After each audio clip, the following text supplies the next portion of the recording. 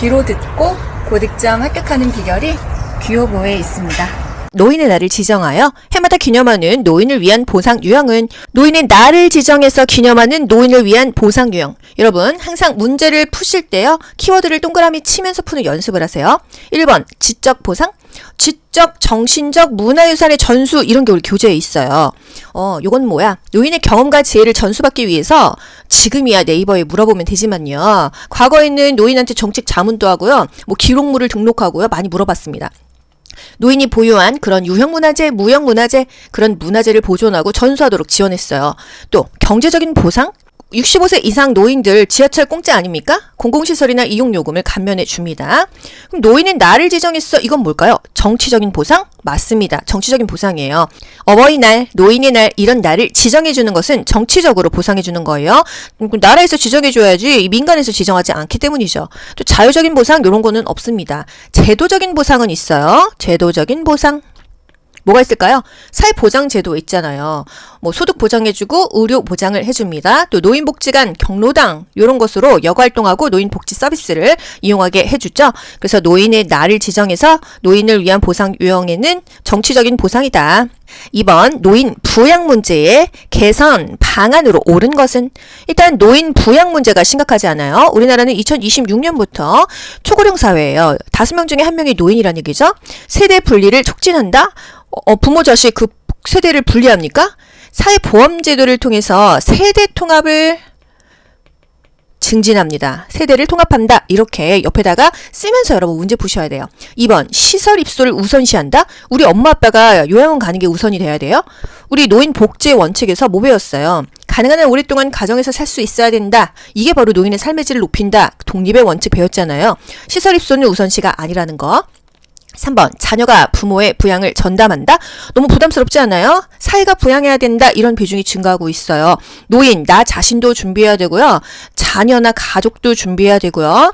또 나라에서 공적인 부양도 준비를 해줘야 된다 이겁니다. 4번 국가 주도의 돌봄 정책을 강화한다? 뭔가 좀 그럴듯하지 않습니까? 노인 부양 문제는요. 국가에서 많이 주도해줘야 된다. 5번 장기요양 등급 판정 항목을 늘린다? 지금 52개의 항목이 있어요. 더 늘리면 등급 판정 더 어렵겠죠? 그러면 오히려 더 노인 부양 문제 개선 방안이 아니라 혜택이 줄어드는 것이 되겠어요. 노인 부양 문제의 그 해결 방안 첫 번째로는요. 공적 부양과 사적 부양 협력적으로 병행해야 되고요. 세대 간의 갈등을 조절합니다. 세대 갈등을 조절한다. 이런 이론을 알아야 이 문제가 다 풀 수 있는 거기 때문에 한번 정리를 해드리는 거예요, 여러분. 노인 스스로 개인적으로 대처해야겠죠? 본인이 준비하고요. 자녀가 도와주고요. 또 국가가 도와줘야 된다. 시험 문제 진짜 많이 나오는 거. 성인 자녀가 근거리에 살면서 노부모를 보살핀다. 이거 뭐죠, 여러분? 수정 확대 가족이에요. 부모 자녀 관계가 수정 확대 가족이 많이 나오고 있다. 수정 확대. 가족이라는 건 원래 한 지붕 아래에서 살아야 가족인데 그 의미가 수정되고 확대되었다. 그냥 근처에 살면서 같은 동에 살면서 옆동 아파트에 살면서도 부모님을 보살핀다면 이것은 수정 확대 가족이라는 거죠. 자녀들이 다 결혼하고 나갔어요. 둥지가 비었어요. 그래서 노인들이 빈둥지 증후군을 겪는다. 3번 다음과 같은 서비스를 제공하는 노인장기 요양보험의 급여 유형은 여러분 급여가 월급인가요? 서비스죠. 그쵸? 혜택이에요. 우리가 문제 자체를 이해할 수 있게 이렇게 풀어서 하시면 되겠습니다. 대상자의 기능 유지를 위한 복지 용구를 제공한다. 휠체어, 전동의자 이런 거를 제공한대요. 이게 어떤 서비스일까? 가정을 방문해서 재활에 관한 지원 등을 제공한다. 가정을 방문했어요. 그럼 재가급여잖아요. 복지 용구 제공하는 거 재가급여 중에서 뭐예요? 기타 재가급여였습니다. 여러분 알고 계시죠? 그 재가급여 5가지 뭐가 있었죠? 방문 요양, 방문 목욕, 주 야간 보호, 단기 보호. 그 밖의 서비스가 바로 기타 재가급여, 복지용구 대여하는 거였잖아요. 일정 시간 보호한다 하면은 주 야간 보호고요. 일정 기간 보호한다 하면은 단기 보호예요. 4번 등급판정위원회 심의 결과 등급 외자로 판정받은 대상자가 이용할 수 있는 서비스는 등급이 없어요. 그래도 노인들이 뭔가 이용할 수 있는 서비스가 있어야 된다 이 말 아닙니까? 등급이 없는 사람들은 어떤 서비스를 받을 수 있냐? 1번 노인복지관. 저희 엄마 아빠도 노인복지관 경로당 이용하시거든요. 요거 가능한 거 아니야? 일단 표시하시고요. 방문 간호. 이거 뭐예요? 이거 재가급여잖아요. 방문 목욕, 방문 요양, 노인 요양시설. 다 요거는 재가급여. 노인 요양시설. 이거는 시설급여 아닙니까? 얘네는 다 등급 받은 사람만 이용할 수 있었어. 이렇게 여러분 풀이하시면 되겠습니다. 이 중에서도 중요한 거 노인 요양시설과 노인 요양 공동생활가정 공생 있었죠? 공동생활가정 요 차이는 뭐예요? 노인 요양시설은요 입소자가 10인 이상이어야 됩니다. 공생은요 입소자가 9인 이내여야 돼요. 규모의 차이예요. 아시겠죠? 노인 요양 공동생활 가정은요 집에서 그냥 생활하듯이 그룹홈으로 9명 이내로 받으니까 소규모니까 조금 더 집에서 생활하는 것과 비슷하다.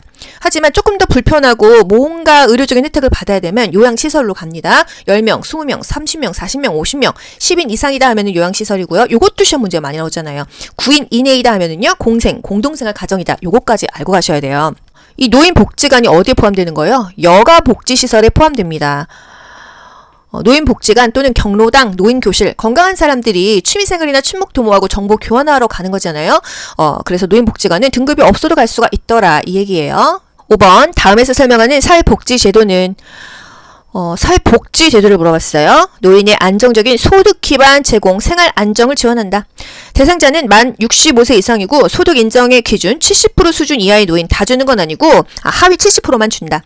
국가와 지방자치단체에서 조성한다. 뭘까요 여러분? 1번 국민연금 모르겠어. 2번 기초연금 모르겠어. 3번 주택연금 이건 아닌 건 알겠어. 4번 고용보험 5번 산재보험 여러분 고용보험 산재보험은요 이거 뭐예요? 사회보험이잖아요. 돈 버는 사람들이 강제로 뛰는 보험이 바로 국산 건고노 국민연금 산재보험 건강보험 고용보험 노인장기 요양보험이에요. 그래서 이거는 아니더라. 소득 기반으로 안정을 지원한다? 뭔가 연금은 맞는 것 같아요. 그쵸? 이 중에서 뭘까요?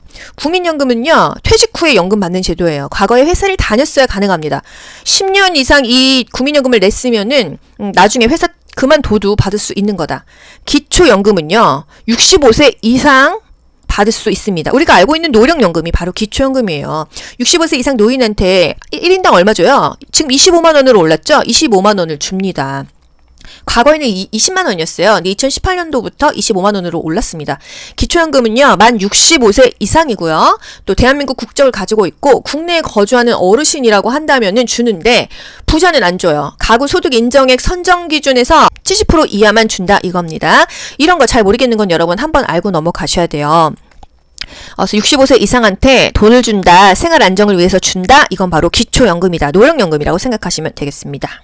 6번 등급 판정위원회의 심의 결과 노인장기 요양보험 급여의 대상자는 이 서비스의 대상자, 이 노인 장기 요양보험 서비스 대상자, 요거는 정말 중요하지 않아요? 국가고시에서 정말 자주 나옵니다. 여러분 보기를 일일이 다 보실 필요가 없어요. 뭘 봐야 돼요? 65세 이상이냐, 65세 미만이냐, 요거를 보시면 됩니다. 65세 이상은요 질병명이 상관이 없어요. 일상생활이 불편하고 거동이 불편하면 그냥 다 줍니다. 다 오케이예요. 교통사고 환자 괜찮아. 결핵 환자도 다 줘요. 하지만 65세 미만일 때도 주는데 어떨 때? 노인성 질환이라면 다 주는 거예요. 치매, 뇌졸중, 파킨슨일 경우에는 준다 이겁니다. 보자고요 여러분. 일단 백내장 수술을 한 65세 남자. 65세인데 백내장 수술이 했다고 해서 뭐 거동 불편 나고 일상생활이 불편하다 이런 말은 없어요. 모르면 세모. 결핵으로 병원에 입원 중인, 결핵으로 병원에 입원 중이야. 여러분 병원에 입원했으면 이미 건강보험 혜택 받고 있는 거잖아요. 그래서 노인장기 요양보험 급여 서비스 대상자가 안 됩니다. 아시겠죠? 그래서 이거는 탈락. 혈관성 치매, 노인성 질환이야? 일상생활이 어려운, 된다 돼. 65세 이상만 돼요? 65세 미만도 되잖아요. 그래서 이게 답이에요. 4번 발목이 골절되어 치료를 받고 있는, 발목이 골절되어서 일상생활이 불편할 수는 있어요. 그런데 일시적인 거잖아요. 6개월 이상 불편해야 됩니다.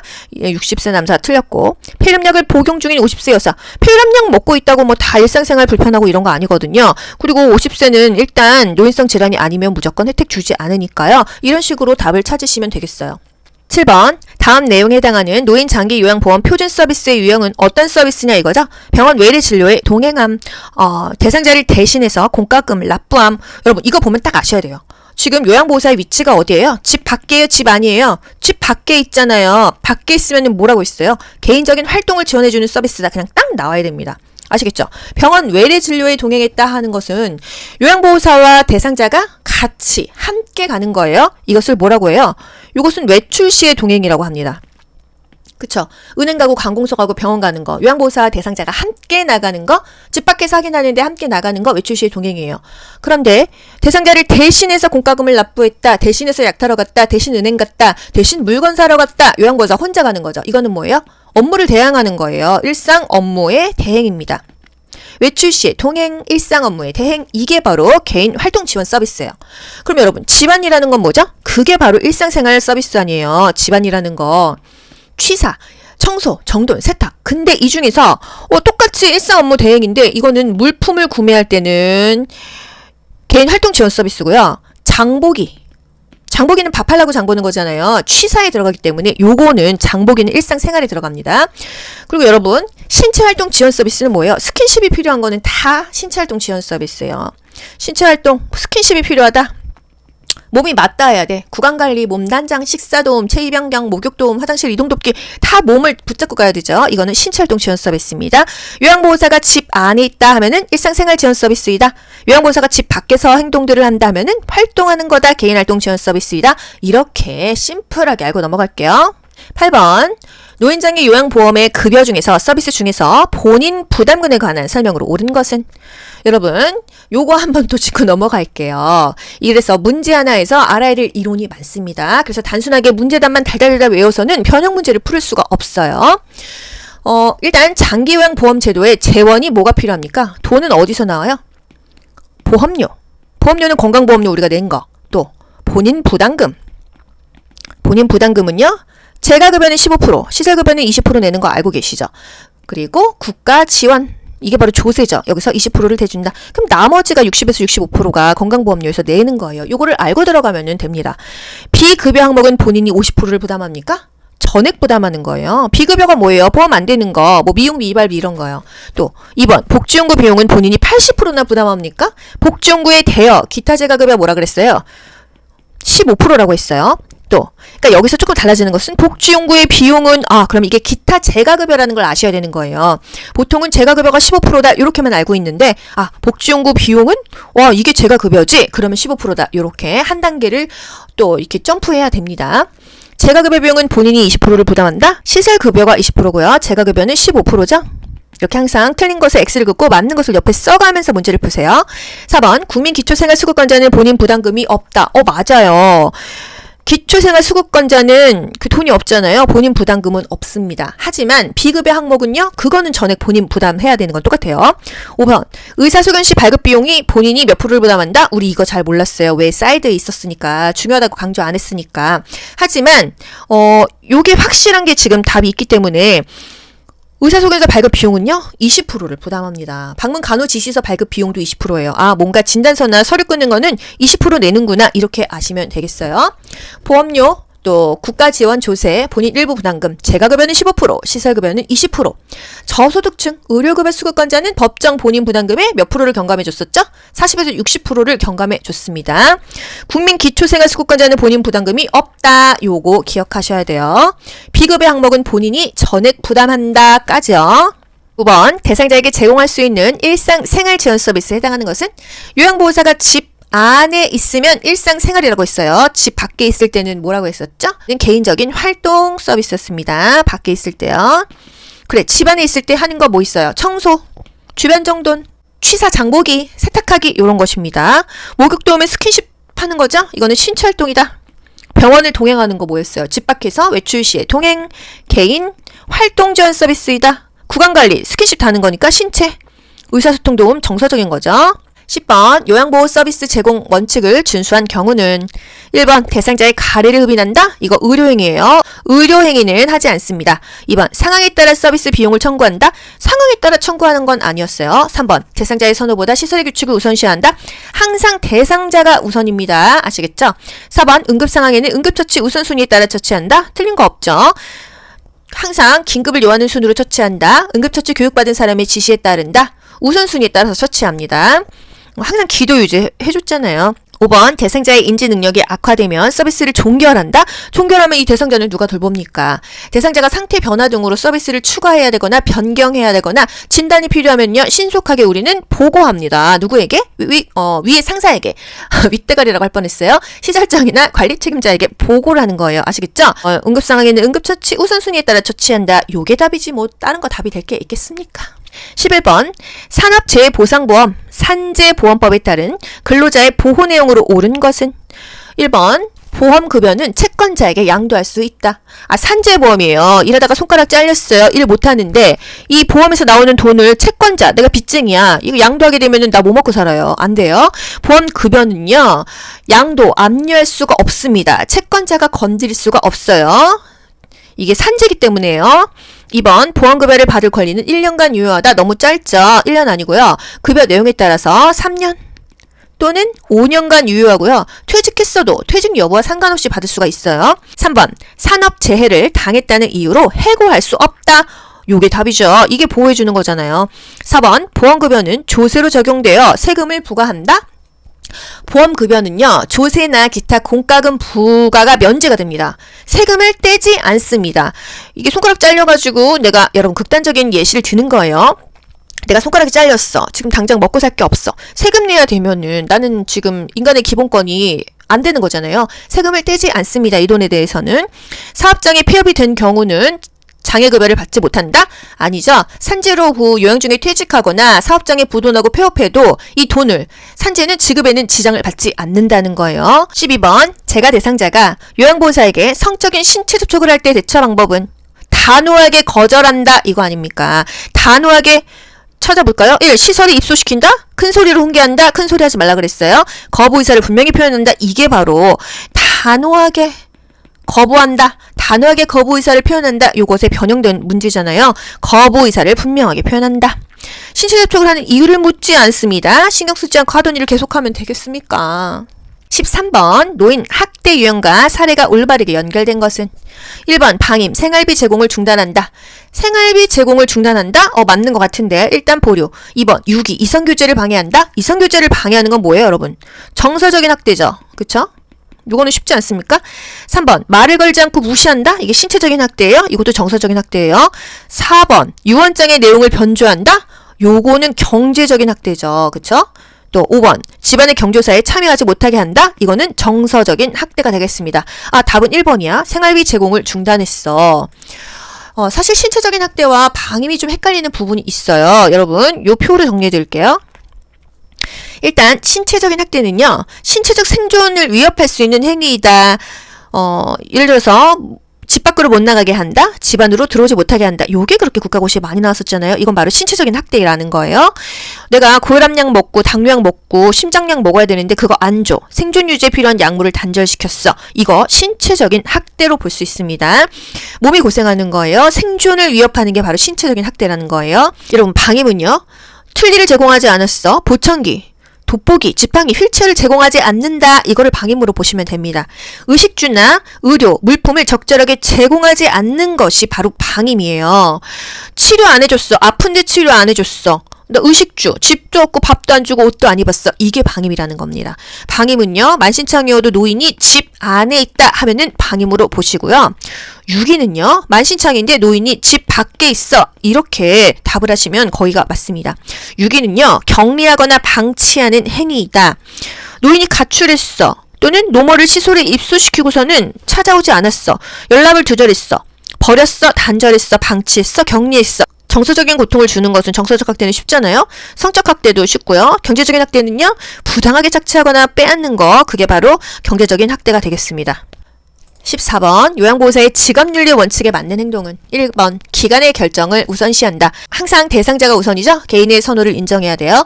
2번 요양보호사의 판단대로 서비스를 제공합니까? 요양보호사의 판단대로만 서비스를 제공하면 안 되고요. 반드시 대상자에게 의견을 물어보고 실행하죠. 지시에 따라 업무와 보조를 성실하게 수행하고 업무의 경과와 절차를 보고합니다. 3번 대상자와 위기적인 관계를 유지해요. 대등한 관계입니다. 대등한 관계.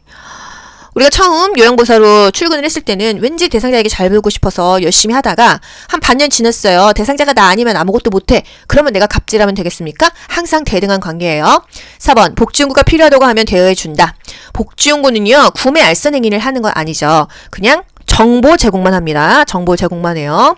유인하거나 알선해서 내가 수익을 받았어. 그러면은 그거는 윤리 원칙에 어긋나는 거예요. 정보만 제공합니다. 5번 제공된 서비스 내용은 정확히 기록한다. 좋죠. 뭐 틀린 거 없죠. 정해진 원칙과 절차에 따르고 정확하게 기록을 해야 이 대상자가 표준화된 서비스를 계속 받을 수가 있겠죠. 이 부분 중요해서 한번 짚어드릴게요. 요양보호사의 직업윤리. 항상 업무 수행에 필요한 지식을 습득하죠. 지속적으로 습득한다. 전문 지식과 기술을 습득한다. 말만 다르게 계속 국가고시 나오고 있어요. 개인적인 정보는 비밀을 유지해야 되겠어요. 대상자의 의견을 묻고 시행하고요. 대상자가 학대받는다고 의심이 되면 보고하거나 신고하는 거지 확실시 되면은 하는 게 아닙니다. 확실한지 아닌지는 수사기관에서 합니다. 제공된 서비스 내용은 정확하게 기록하죠. 왜? 법적 근거로도 활용될 수 있고요. 내 활동이 모든 요양보호사를 대표한다고 생각하고 일하셔야 돼요. 업무 중 알게 된 동료의 학대 행위 신고해야겠죠? 요양보호사 대상자는 대등한 관계였어요. 15번 요양보호사의 직업윤리 원칙에 맞는 행동은 1번 대상자의 사생활은 제한한다. 사생활을 존중하고요. 업무상 알게 된 개인정보는 비밀로 유지해야 된다는 거예요. 2번 대상자의 요구는 모두 수용하면 되겠습니까? 업무 영역 이외의 무리한 요구는 거절하세요. 3번 대상자의 자기 결정권을 존중한다. 틀린 거 없죠? 4번 서비스 제공에 대한 선물은 감사히 받는다. 실제로는 감사히 받습니다. 하지만 이론적으로요. 서비스에 대한 물질적 보상은 받지 않습니다. 거절하는 거예요. 5번 업무 수행을 빌미로 보수 교육을 받지 않는다. 여러분 항상 업무 수행에 필요한 지식을 습득한다고 했어요. 직무교육을 통해서 전문 지식과 기술을 습득한다. 항상 교육은 받아라. 이게 답입니다. 16번 다음 상황에서 요양보호사가 직업윤리 원칙을 준수한 경우는 직업윤리 문제 80문제 중에서 진짜 2문제 이상 꼭 나와요. 재가급여 대상자가 수고비를 줄 테니 관절염 약을 대리 처방 받아주세요. 이렇게 요청했어요. 어떻게 해야 돼요? 거절해야 돼요. 거절해야 됩니다. 우리가 처방 전 대리 수령은 가능하지만 이 관절약 그냥 좀 대신 받아다 줘요. 이건 안 돼요. 항상 대상자 본인이 가서 처방을 받고 우리가 그 처방전을 약국에서 대리 수령만 할 수가 있다는 거예요. 약 자체를 대리 처방 받는 거는 안 됩니다. 헷갈리시면 안 돼요. 그래서 서비스를 거부한다. 이게 맞습니다. 규정에 따라서 업무를 수행해야 되겠죠. 2번 다른 요양보호사에게 부탁한다. 안 됩니다. 그러면 둘 다 대리 처방 받는 거니까요. 다른 대상자의 관절약을 제공한다. 절대로 다른 사람의 약을 공유하면 안 됩니다. 4번 생각해본다고 하면서 답변을 피한다. 이게 뭔지 십니까? 5번 개인적으로 별도의 서비스를 계약한다. 개인적으로 계약하는 게 아니에요. 개인적으로 별도의 서비스 계약을 하면 안 되고요. 타 기관에 의뢰하면 안 되죠. 항상 우리는 모르겠으면 보고하시면 되겠습니다. 17번 손목이 삐어서 부종이 발생한 직후 초기 관리 방법. 일단 삐었어. 그러면요. 또는 골절됐어. 움직이지 않게 하거나 부목을 대거나 압박해주거나 냉찜질하는 게 중요해요. 1번 손상 부위를 압박한다? 바로 답이 나왔죠? 2번 손상 부위를 내리면 부어요. 항상 더 올려줍니다. 냉찜질합니다. 3번 손상 부위 스트레칭.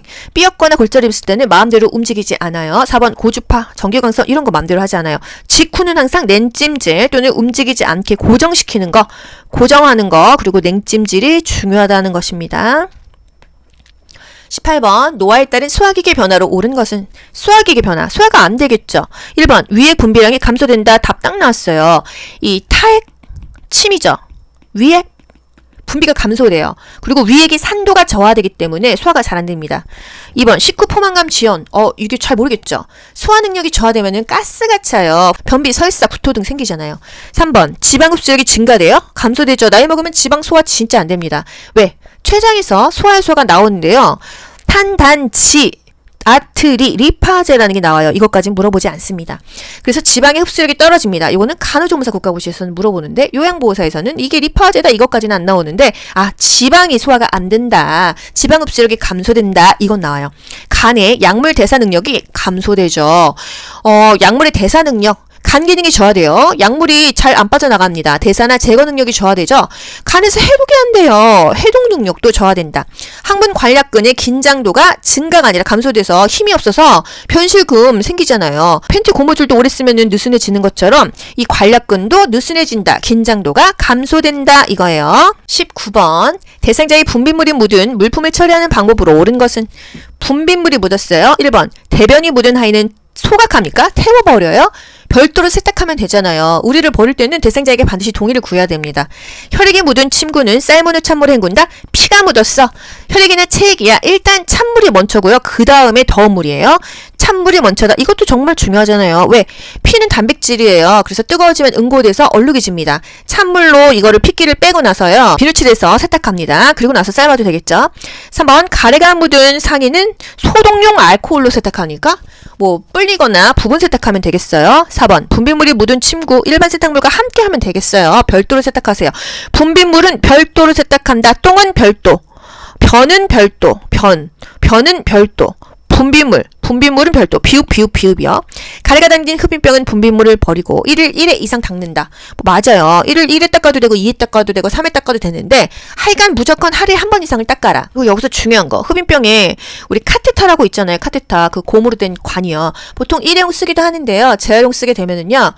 어떤 게 국가고시에 자주 나와요? 이 분비물이 빠질 수 있게 카테터를 물에 담가 놓는다. 카테터는 흐르는 물에 비벼 씻는다. 고무 카테터는 흐르는 물에 비벼서 세척한다. 뭐 사용한 카테터는 분비물이 잘 빠지도록 물에 담가둔다. 그리고 15분 이상 끓이죠. 쟁반에 널어서 그늘에 말린다. 그것까지 다 국가고시로 가져가셔야 됩니다. 20번 헬리코박터균 하면은 여러분 위궤양이 그냥 딱 나와야 돼요. 귀여워 들으신 분들은 바로 이렇게 답을 맞추실 수 있습니다. 헬리코박터균 감염이 원인이 되어서 속쓰리고 상복부에 불편감이 나타난다 하면은요. 여러분 그것은 위궤양으로 보시면 되겠어요. 잘못된 식습관으로 위 점막에 손상이 돼요. 헬리코박터균이 감염이 됩니다. 그래서 새벽 1~2시 속쓰림과 상복부에 불편감이 온다. 근데 여러분 이거에 또 위염이 있잖아요. 위염은요. 위에 염증이 생긴 건데요. 식사 후 3~4시간이 지나면은 공복이 되죠. 이때 명치 부위에 심한 통증이 바로 위염이에요. 위궤양은요. 헬리코박터균 새벽 1~2시 이 얘기가 나야 됩니다. 밥 먹고 나서 아픈 거는 그냥 위염이에요. 협심증은 뭐예요, 여러분? 협심증은요, 동맥 경화에 의해서 이 심장, 관상동맥이 이렇게 좁아져가지고서는 피가 안 통해서 심장이 엄청 아픕니다. 대상자들이요, 니트로글리세린이라는 약을 먹어요. 이거는 굉장히 타이레놀처럼 유명한 약입니다. 그래서 협심증인 약은 니트로글리세린이라고 하는데 여러분 알아두셔야 될 게 보통 약을요, 물로 이렇게 삼키잖아요? 이거는 설화투여예요. 혓바닥 아래에다 넣으면 30초 안에 녹아버립니다. 심장 아파가지고 막 쓰러지는데 언제 물 찾아서 먹고 있어요. 그래서 드라마 같은 데 보면은 회장님이 그 약을 빨리 막 혓바닥 아래로 집어넣잖아요. 근데 그게 그 마누라가 회장님 죽으면 재산 갈취하려고 그 약을 못 먹게 막 버리고 맨날 나오지 않습니까? 그 약이 바로 니트로글리세린이에요. 그래서 협심증 대상자는요. 뭔가 지금 갑자기 심장을 부여잡고 있어. 여러분 빨리 니트로글리세린 그 약을요. 혀 밑으로 넣어주셔야 됩니다. 그래서 침으로 녹여가지고 흉통을 완화시켜 주셔야 돼요. 대장암은요. 대장암 걸리는 요인이 뭐예요? 저자녀식이 먹어서 걸리는 거예요? 자녀식이 먹어서 걸리는 거예요? 저자녀시기를 먹어서 걸리는 거예요. 자녀시기는 이제 섬유소가 많은 것이다 이렇게 생각하시면 됩니다. 그래서 저자녀시기가 많이 들어가 있는 육가공식품 먹어서 대장암 걸렸으니까 섬유소 많이 들어간 자녀시기를 먹어라. 이게 바로 대장암에서 중요한 포인트가 되겠어요. 채소, 과일 먹어라 하잖아요. 담석증 뭐 우리 교과서에서 이것까지는 사실 나오지 않았어요. 담석이 생겨가지고서는 세균이 감염돼서 걸리는 병입니다. 췌장염 소화기관이에요. 뇌 분비 기관이에요. 췌장이 여기서 염증이 발생한 게 췌장염이 되겠습니다. 헬리코박터균 하면은 위궤양 그냥 바로 가세요. 국가고시는요 다 알아야 맞추는 게 아니에요. 키워드만 보고 그냥 딱딱 답을 유추하실 수가 있습니다. 21번 폐결핵에 관한 설명으로 옳은 것은 결핵은요 폐에 붙으면 폐결핵 뭐 신장에 붙으면 신장결핵, 붙는 위치에 따라서 병명이 달라집니다. 1번 바이러스성 감염 질환이에요. 결핵은요 균이에요. 세균성 질환입니다. 결핵균이거든요. 세균성 질환이다. 결핵간균 해서 이렇게 막대기 모양입니다. 2번 스테로이드 약물 복용으로 예방할 수가 있다. 예방하는 게 아니고요. 스테로이드와 같은 면역 억제제를 사용해서 폐결핵에 걸릴 수가 있습니다. 스테로이드가 좀 부작용이 많아요. 3번 약물 복용 중 주기적인 간 기능 검사가 필요하다. 맞아요. 결핵약은요.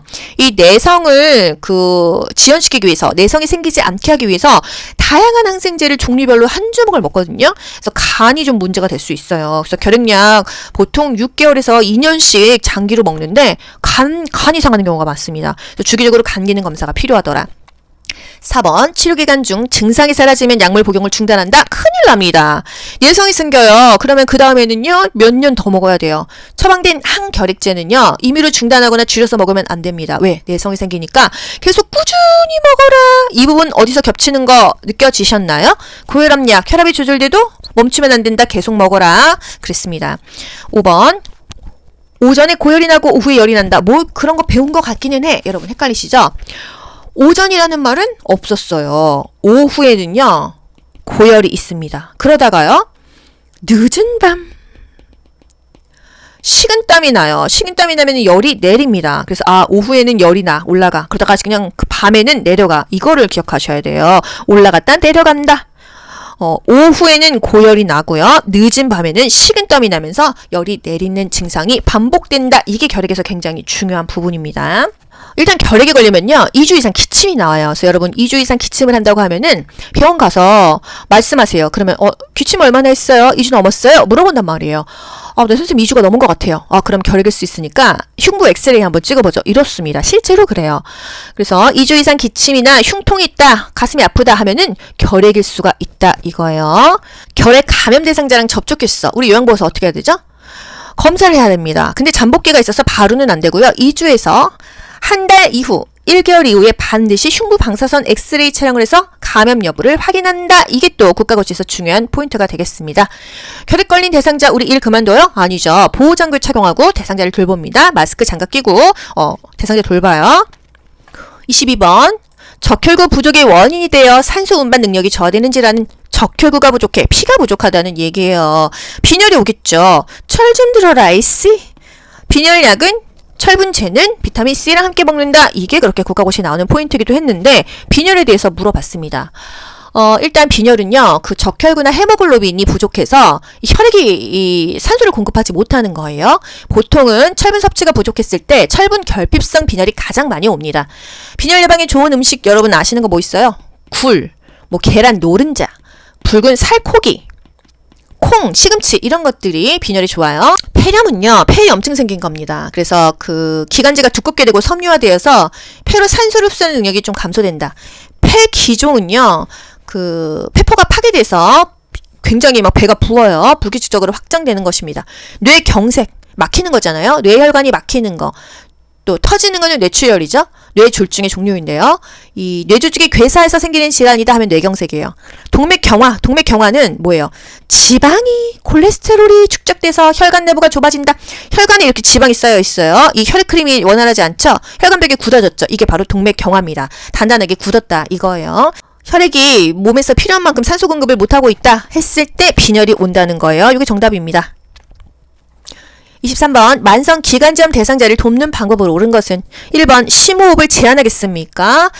침호흡과 기침을 격려해서 기관지 내에 가래를 배출하면 되겠습니다. 음식을 뜨겁게 해서 제공합니까? 지나치게 뜨거운 음식, 너무 차가운 음식, 자극적인 음식은요 경련을 일으킬 수 있어요. 소화가 잘 되는 음식으로 여러 번에 나누어서 제공하는 게 좋겠다. 3번 창문을 열어서 찬 공기를 환기시키겠습니까? 갑작스러운 온도 변화, 찬 기후, 습한 기후는 피해야 돼요. 호흡 곤란 시 앙하위 자세, 앙하위가 똑바로 눕는 거예요. 여러분 호흡이 곤란하면 무조건 상체를 올려줘요. 좌위 반자위요. 5번 처방대로 기관지 확증제를 사용하게 한다. 무리가 없는 답이에요. 기관지의 만성 염증으로 기도가 좁아져서 숨쉬기가 힘들다. 이게 바로 만성 기관지염이에요. 이 점액성의 화농성 가래가 나옵니다. 끈적끈적한 고름 가래가 나와요. 심호흡하세요. 기침하세요. 이렇게 가래를 배출시키고요. 담배 피우시면 안 되고 공기청정기 좋습니다. 24번 당뇨병의 대표적인 증상으로 옳은 것은 당뇨 하면은 여러분 뭐 있어요? 다음다식 다갈 다뇨 체중 감소 발기부전이 있습니다. 그쵸? 발톱은 일자로 깎는다 이렇게 딱 떠오르셔야 돼요. 국가고시는 키워드를 머릿속에서 딱 떠올리는 자가 고득점도 나오고 무조건 합격점이 나온다는 거예요. 다 막 꼼꼼하게 공부해서 합격하는 것보다는 키워드를 보시면 됩니다.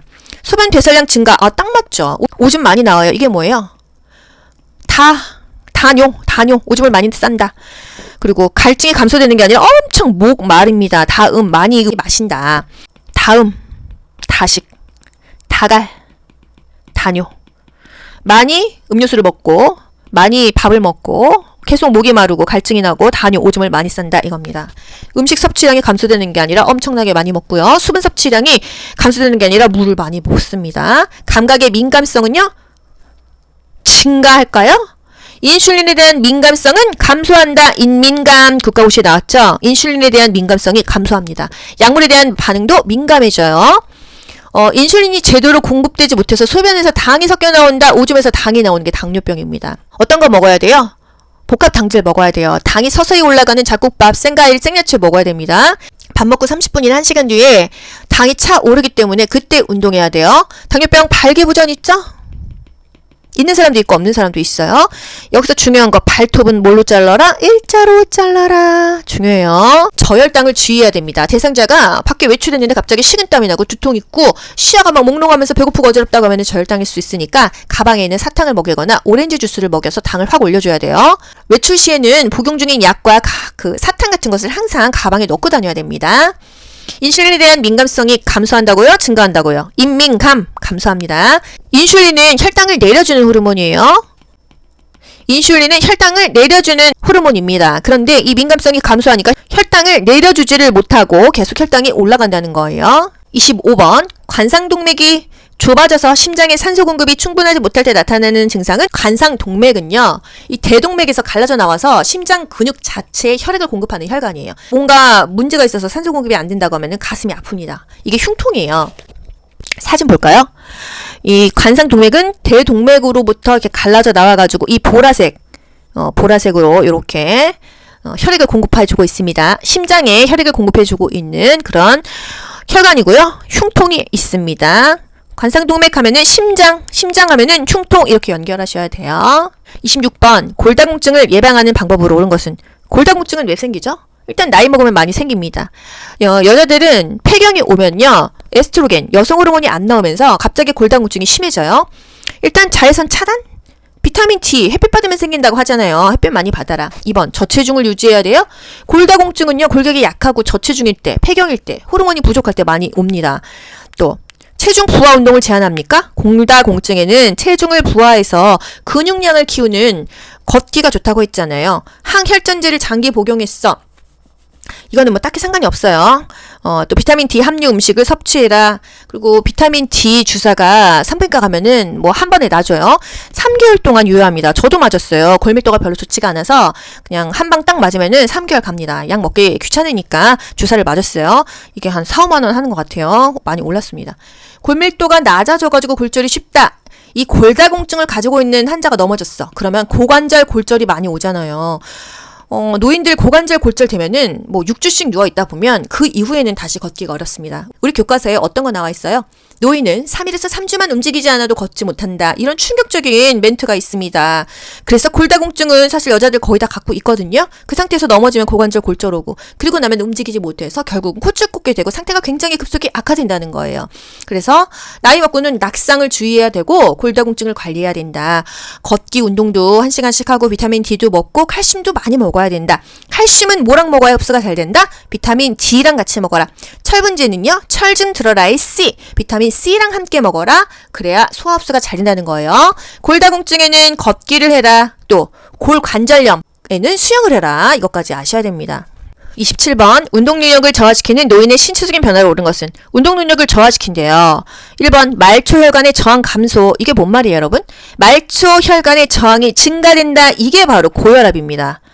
이 혈관에 막 저항이 돼. 피가 세게 가. 이게 바로 심혈관계의 특성인 고혈압이에요. 노인의 신체적인 변화를 옳은 것을 골라야 돼요. 노인은 말초 혈관의 저항이 증가된다. 그게 바로 고혈압이다. 노인은 고혈압 진짜 많습니다. 2번 폐조직의 탄력성이 감소된다. 감소되죠. 신체적으로는 다 나빠지는 거예요. 폐활량이 줄어들으니까 이렇게 쉽게 숨이 차죠. 3번 관절의 유연성이 증가해요. 감소하죠. 굳어지죠. 4번 자극에 대한 반응이 증가됩니까? 감소되죠. 자극에 대한 반응이 감소하고 균형 능력 떨어져. 조정 능력 떨어져. 그래서 잘 넘어진다. 5번 심장 근육의 수축력이 증가해요. 감소합니다. 추간판이 오그라들면서 키도 줄어들고요. 근긴장도 저하, 근육량 저하, 운동 능력 감소, 또 뭐 엉덩이나 허리 피하 지방만 증가하는 그 거미형 체형이 돼요. 팔다리는 삐쩍 마르고요. 그죠? 노인의 운동 능력을 저하시키는 그런 신체적인 특성은 말초 혈관의 저항이 증가된다. 폐 조직의 탄력성은 감소한다. 유연성은 감소하고 자극에 대한 반응도 감소하고 인슐린에 대한 민감성은 감소한다. 인민감 기억하시죠? 약물에 대한 반응은 민감합니다. 약물에 대한 반응은 민감해요. 28번 대상자에게 손해 손상이 발생했을 때 증상은 1번 감정 조절을 못한다. 감정 조절 못하는 거는 되뇌입니다. 그래서 제가 가끔 농담으로 그런 얘기해요. 감정 조절 너무 안 될 때, 너 되뇌만 거졌나 봐 이러거든요. 감정 조절은 되뇌이다. 2번 인지 기능의 저하가 나타난다. 이거 치매 아닙니까? 치매는 인지 기능 장애가 있고 정신 행동 증상이 있습니다. 뭐 우울증, 뭐 불안, 망상, 환각 등이 있어요. 또 말의 내용을 이해하지 못한다. 이거는 좌뇌가 손상됐을 경우에 우측 마비 그리고 언어 장애가 있고요. 말을 잘 이해하지 못하고 또 실어증이 발생합니다. 한 개의 물체가 두 개로 보인다? 요런 경우는요. 시력이 장애가 오는 거잖아요. 뇌졸중이 왔을 때 시력 장애가 있습니다. 손의 손상만 보게 되면요. 자세의 균형을 유지하지 못한다. 요게 답이에요. 손해가 손상되면은 균형 감각을 상실해요. 몸의 균형 감각을 상실한다. 그리고 어지럽다. 그래서 운동 실조증이라는 게 나옵니다. 운동 실조증이라고 또 따로 국가고시에 나오기도 하는데 그 손해에 뇌졸중이 발생하면 술 취한 사람처럼 비틀거리고 한쪽으로 자꾸 쓰러지고 물건을 잡으려고 할 때 정확하게 잡지 못해서 몸의 균형 감각이 상실돼서 넘어진다. 이게 바로 운동 실종증이에요. 술 취한 사람처럼 비틀비틀거린다. 이건 다 손해가 망가져서 그렇다. 29번 노화에 따른 내분비계 변화로 옳은 것은 내분비계 변화는 당뇨병이 온다고 했어요. 인슐린에 대한 민감성이 감소한다. 인민감 그냥 딱 알 수 있으시죠? 일단 내분비계 변화는요. 기초대사율을 감소하고요. 콜레스테롤 수치가 증가합니다. 인슐린의 분비량이 감소돼요. 인슐린은요. 혈당을 떨어뜨려주는 호르몬이라고 했어요. 췌장에서 분비되고 있거든요. 췌장에서는 인슐린과 글루카곤이라는 게 나오는데 인슐린은 혈당을 떨어뜨려 주고요. 글루카곤은 혈당을 올려줍니다. 그래서 인슐린은 혈당을 떨어뜨려 주는데 이 민감성이 감소하니까 인슐린에 민감하게 반응하지 못하니까 인슐린 분비가 안 된다. 그래서 당뇨병이 온다 이 얘기입니다.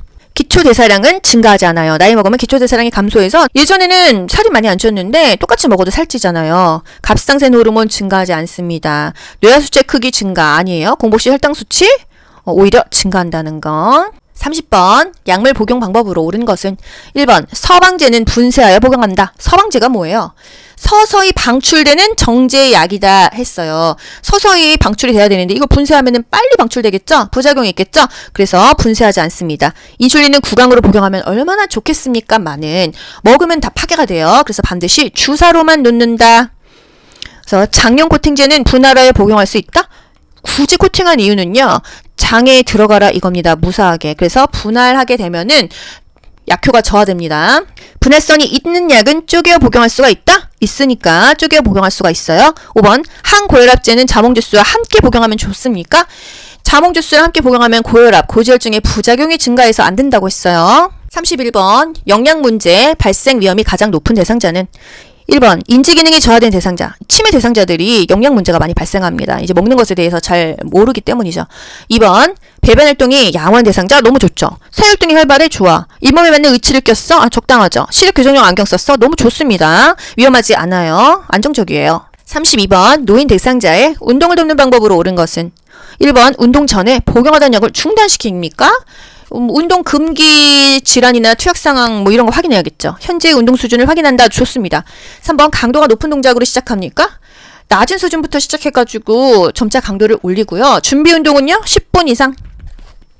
근육 손상은 방지해야겠죠. 몸의 방향을 빠르게 바꾸는 운동하는 거 좋지 않아요. 자세를 빠르게 바꾸는 운동은 금하라고 했습니다. 취침 전에 고강도 운동을 하게 한다? 취침 전에 직전에는 운동하지 않는 게 숙면을 취한다고 했습니다. 항상 현재의 운동 수준을 평가하고 개인의 능력에 맞는 운동을 해야 돼요.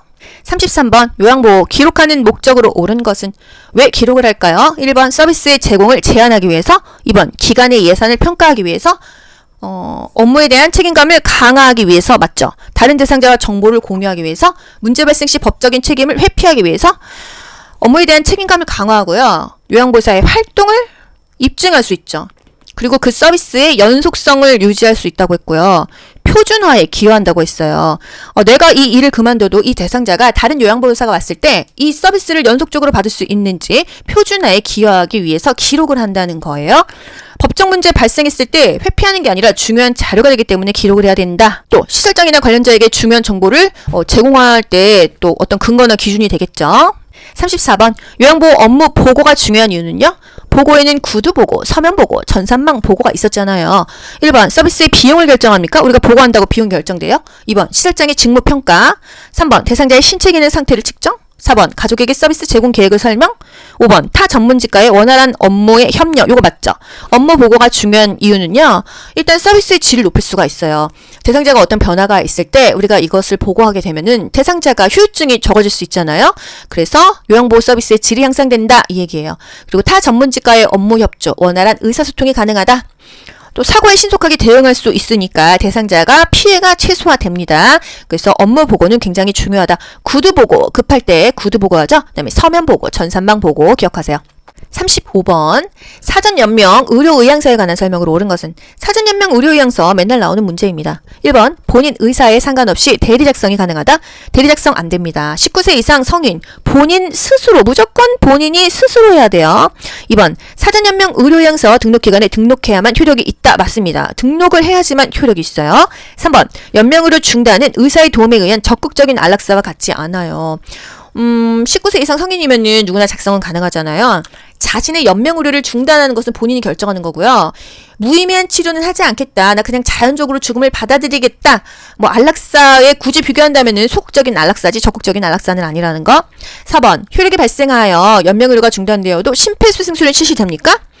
안 하는 것들이 있어요. 심폐소생술 안 하죠. 혈액투석 안 하죠. 항암제 투여 안 하고요. 인공호흡기 착용 안 합니다. 수혈도 안 받아요. 다른 생명을 유지하는 것들을 다 받지 않습니다. 또 5번 효력이 발생하여 연명의료가 중단이 되면 물과 영양분을 공급하지 않는다? 그 중단 안하를 할 수 없는 게 있습니다. 뭐가 있어요? 계속 먹어야 되는 거 4가지가 있습니다. 이 통증 완화제, 진통제죠. 그리고 영양분 공급, 밥이라고 생각하면 되겠죠. 물 공급, 산소 공급입니다. 영양분 공급, 그 다음에 물 공급, 산소 공급, 그리고 이 통증 완화제, 우리 뭐 타이레놀이라고 생각해도 되잖아요. 우리 암기하기 쉽게. 타이레놀에다가 영양분이 밥이죠. 밥에다가 밥, 물, 산소는 중단하게 되면은 그냥 죽이는 거나 마찬가지니까 안 된다. 그래서 통증 완화제, 타이레놀, 밥, 물, 산소는 계속 공급을 해야 된다. 이렇게 알고 넘어갈게요. 그리고 사전연명 의료의향서는요. 사전연명 의료의향서 시스템을 확인하면 작성 여부를 열람할 수가 있고요. 이 시스템을 통해서 작성 여부를 확인할 수가 있습니다. 본인이 직접 작성하지 않으면 효력이 없는 거 이게 중요하고요. 진통제와 수분 공급 그리고 뭐 밥 주는 거 요거는 계속 공급됩니다. 이렇게 얘기해야겠어요. 실기 45문제 문제풀이 시작할게요. 1번 치매 대상자의 식사를 돕는 방법으로 옳은 것은 1번 식탁에 앉아서 같이 생선가시를 제거한다. 여러분 가치가 틀렸죠? 식탁에 앉으면 바로 식사할 수 있게 미리 생선가시나 뼈를 제거합니다. 2번 사용하기 편하도록 가벼운 숟가락을 준비한다. 무거운 숟가락, 손잡이에 약간 무거운 숟가락을 사용해서 쥐고 있다는 사실을 잊어버리지 않도록 한다고 했어요. 3번 음식을 거부할 때는 갈아서 한 번에 먹인다. 갈아서 먹일 수는 있습니다. 저작이 불편한 대상자죠. 한 번에 먹이지 않았었죠. 음식을 거부할 때는요. 불편한 것을 확인합니다. 입안에 상처가 있는지, 틀린 문제가 있는지, 약 부작용이 있는지, 수저 사용법을 잊었는지, 눈이 잘 안 보이는지, 시력에 문제가 있는지 등을 확인하게 되겠어요. 4번 평소에 좋아하는 드라마를 보면서 식사하게 한다.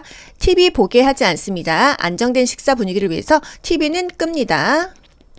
의치가 느슨하면 의치를 빼고 식사하게 한다. 요게 정답이죠.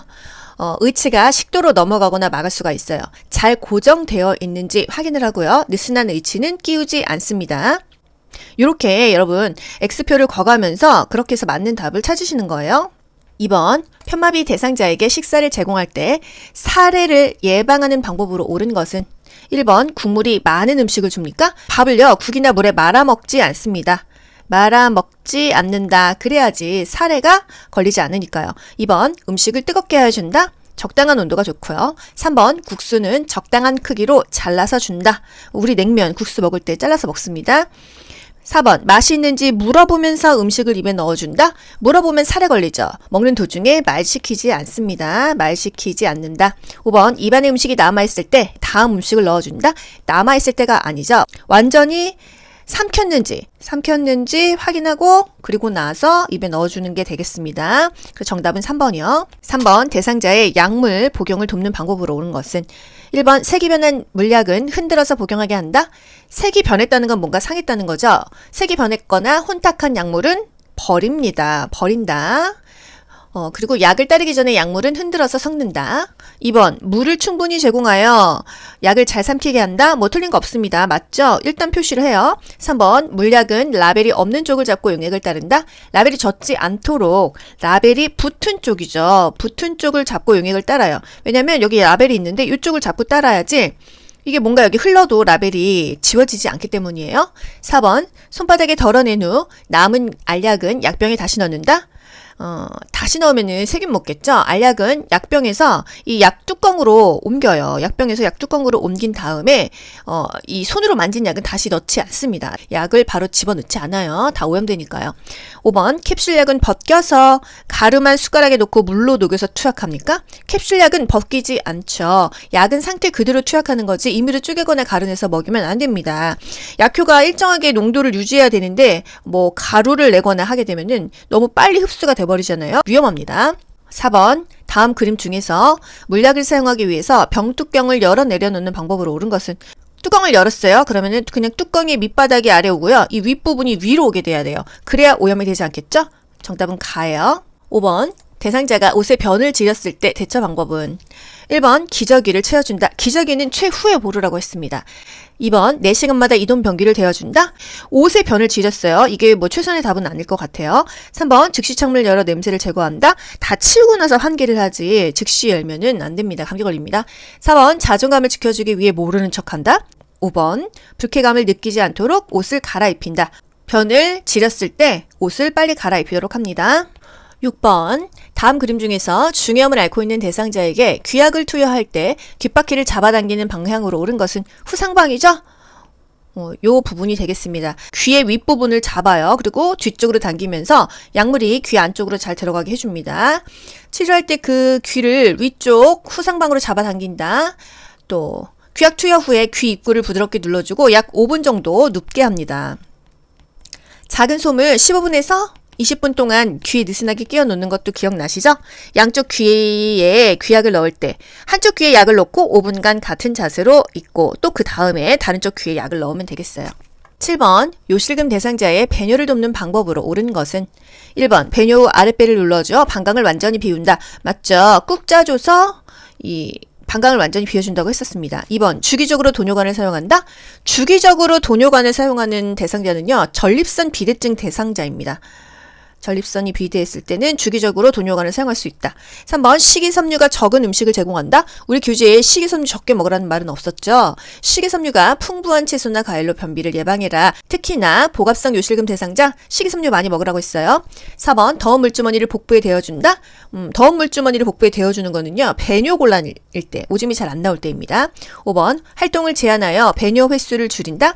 활동을 제한하지 않죠. 충분한 수분 섭취를 해서 방광 기능을 유지하죠. 그리고 케겔 운동, 골반 근육 강화 운동을 시켰어요. 8번, 간이 변기를 사용하여 뱃살하는 대상자를 돕는 방법으로 옳은 것은 여러분, 간이 변기가 어떻게 생긴 거죠? 이렇게 생겼습니다. 간이 변기를 대주는데 1번, 변기는 찬물로 닦은 후에 데워준다. 너무 차갑겠죠? 변기는 따뜻한 게 좋아요. 따뜻한 물로 데워서 침대 옆이나 의자 위에 놓는다. 2번, 변기 놓을 자리에 젖은 수건을 깔아주면 찝찝하겠죠? 3번, 배설하지 못했으면 변이가 생길 때 다시 데워준다. 맞습니다. 다시 데워줘요. 변이가 생길 때. 4번, 침대를 평평하게 하여 힘주기 쉬운 자세를 취하게 하나요? 항상 우리가 대소변 보는 자세가 좋아요. 침대를 올려주죠. 머리맡을 올려줍니다. 그래서 배에 힘을 주기 쉬운 자세를 취해야겠어요. 평평한 게 아니다. 상체를 올려준다. 5번, 바지를 내린 후 허리 아래쪽에 무릎 덮개를 덮어준다. 내린 다음에 덮어주는 게 아니라 덮어준 다음에 내립니다. 바지 아랫부분을 무릎 덮개로 늘어뜨려 덮은 후 바지를 내린다. 이동변기는 이렇게 의자처럼 앉아있고요. 간이변기는 침상에 누워있을 때 대줄 수 있습니다. 이동변기는요, 이 변기 요 부분을 탈부착하죠. 뜨거운 물로 세척할 수 있어야 된다. 소독약으로 소독할 수 있는 재질이어야 된다. 이런 것들이 국가고시 키워드이고요. 간이변기는요, 열탕으로 소독할 수 있도록 충분히 내열성이 있어야 된다. 침상에서 용변을 해결하는 용도이다. 9번, 유치 도뇨관을 삽입한 대상자를 돕는 방법. 유치 도뇨관이 뭐죠? 소변줄을 계속 꽂고 있는 게 유치 도뇨관이죠. 침상에서 절대 안정을 한다. 침대에서 자유로이 움직일 수 있다. 보행도 가능하다. 이걸 알려줘야 돼요. 절대 안정은 아닙니다. 2번 하루에 한 번 방광세척을 한다. 방광세척은 의료행위예요. 의료행위는 금지되죠. 유치도뇨관 교환하는 거 우리가 하지 않습니다. 삽입하는 거 하지 않죠. 방광세척도 하지 않아요. 3번 소변 주머니는 바닥에 닿게 고정시킨다. 바닥에 닿지 않고요. 어디보다 낮게 놓는다. 방광보다는 낮게 놓는다. 그리고 아랫배보다는 낮게 놓지만 바닥에 닿게 하지는 않습니다. 역류를 방지하고 감염 방지하기 위해서 우리 몸보다는 이 소변 주머니가 더 아래에 있어야 된다 이거예요. 4번 소변이 새면 유치 도뇨관을 즉시 제거한다. 뭔가 문제가 생기면 우리는 보고를 합니다. 아시겠죠? 또 금기사항이 없는 한 수분 섭취를 권장한다. 요거 맞죠? 금기사항이 없으면 수분 섭취는 권장합니다. 10번 기저귀 사용을 도울 때 젖은 기저귀를 빨리 새 기저귀로 갈아줘야 되는 이유가 뭐예요? 피부가 손상되면 욕창이 생기니까요. 그쵸? 1번 저체온증을 예방하기 위해서, 2번 요실금 횟수를 줄이기 위해서, 3번 피부 손상을 예방하기 위해서 맞죠? 4번 혈액순환을 촉진 아니죠? 5번 기저귀의 의존성을 줄이기 위해서 아니죠? 빨리 갈아줘야 되는 것은 피부 손상을 방지해서 욕창을 예방하기 위해서입니다. 11번 혈액 응고장애가 있는 대상자의 칫솔질을 돕는 방법으로 옳은 것은 1번 칫솔모가 단단한 칫솔로 닿게 한다. 부드러운 칫솔을 사용해서 잇몸 출혈을 예방한다. 2번 치아에서 잇몸 방향으로 칫솔질하게 한다. 잇몸에서 치아 방향이에요.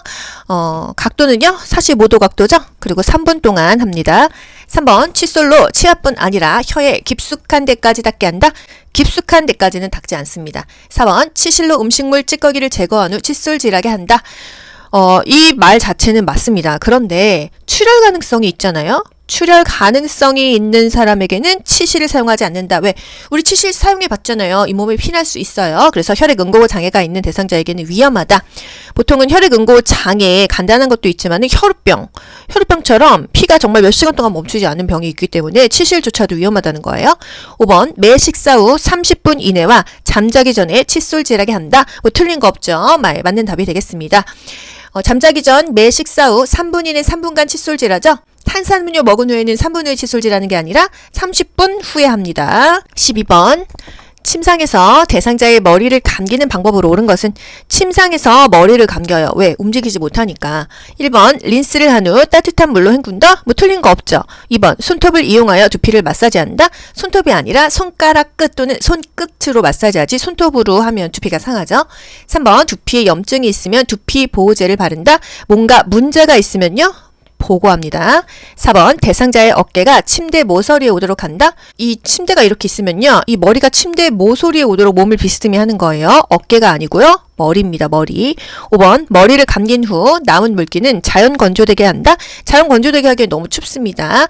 마른 수건으로 제거하고에 드라이기를 사용하도록 합니다. 13번 통 목욕 시 대상자를 씻기는 순서로 옳은 것은 씻기는 순서예요. 우리 몸에서 먼 쪽부터 일단 다리 씻기고요. 팔, 몸통, 회음부가 맨 마지막입니다.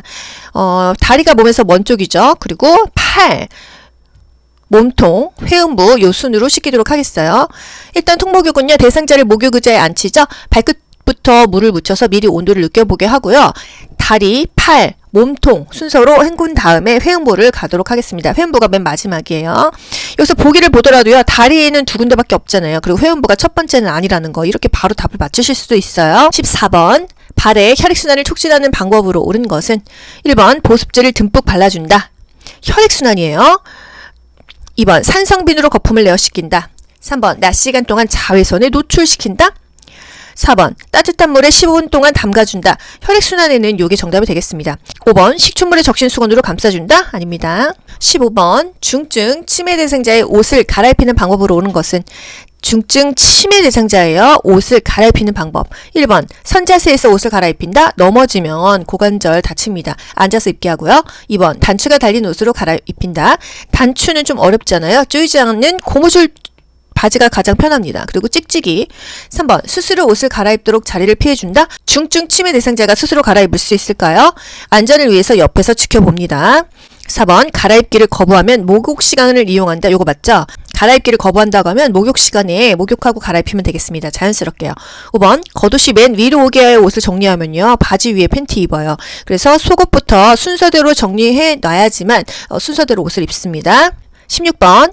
대상자를 옆으로 눕혔을 때 안정되고 편안한 자세는 옆으로 눕혔을 때 이런 자세가 편안합니다. 어떻게 편안해요? 일단 무릎, 그리고 머리 밑, 그리고 이 팔꿈치에다가 쿠션을 대줘서 지지하게 만듭니다. 어떤 게 편안할까? 그리고 여러분 보세요. 무릎도 구부렸죠? 엉덩이 뒤로 뺐죠? 예, 요게 이제 어떤 것이 정답이 될까요? 1번 엉덩관절과 무릎관절을 편자세 불편하죠. 2번 여기도 마찬가지로 편자세라고 했어요. 그리고 보기 4번에 편자세니까 일단 틀렸겠죠. 그렇다면 굽힌 자세긴 굽힌 자세인데 엉덩관절과 무릎관절을 굽힌 자세 이게 맞을까요? 엉덩관절은 펴고 편다는 말은 없어요. 엉덩이도 구부리고 무릎도 구부리고요. 굽힌 자세인데 다 구부린 자세가 정답이더라 이겁니다. 대상자의 엉덩관절과 무릎관절은 굽힌 자세가 편하고요. 엉덩이를 뒤로 빼면 자세가 더 편안해지죠.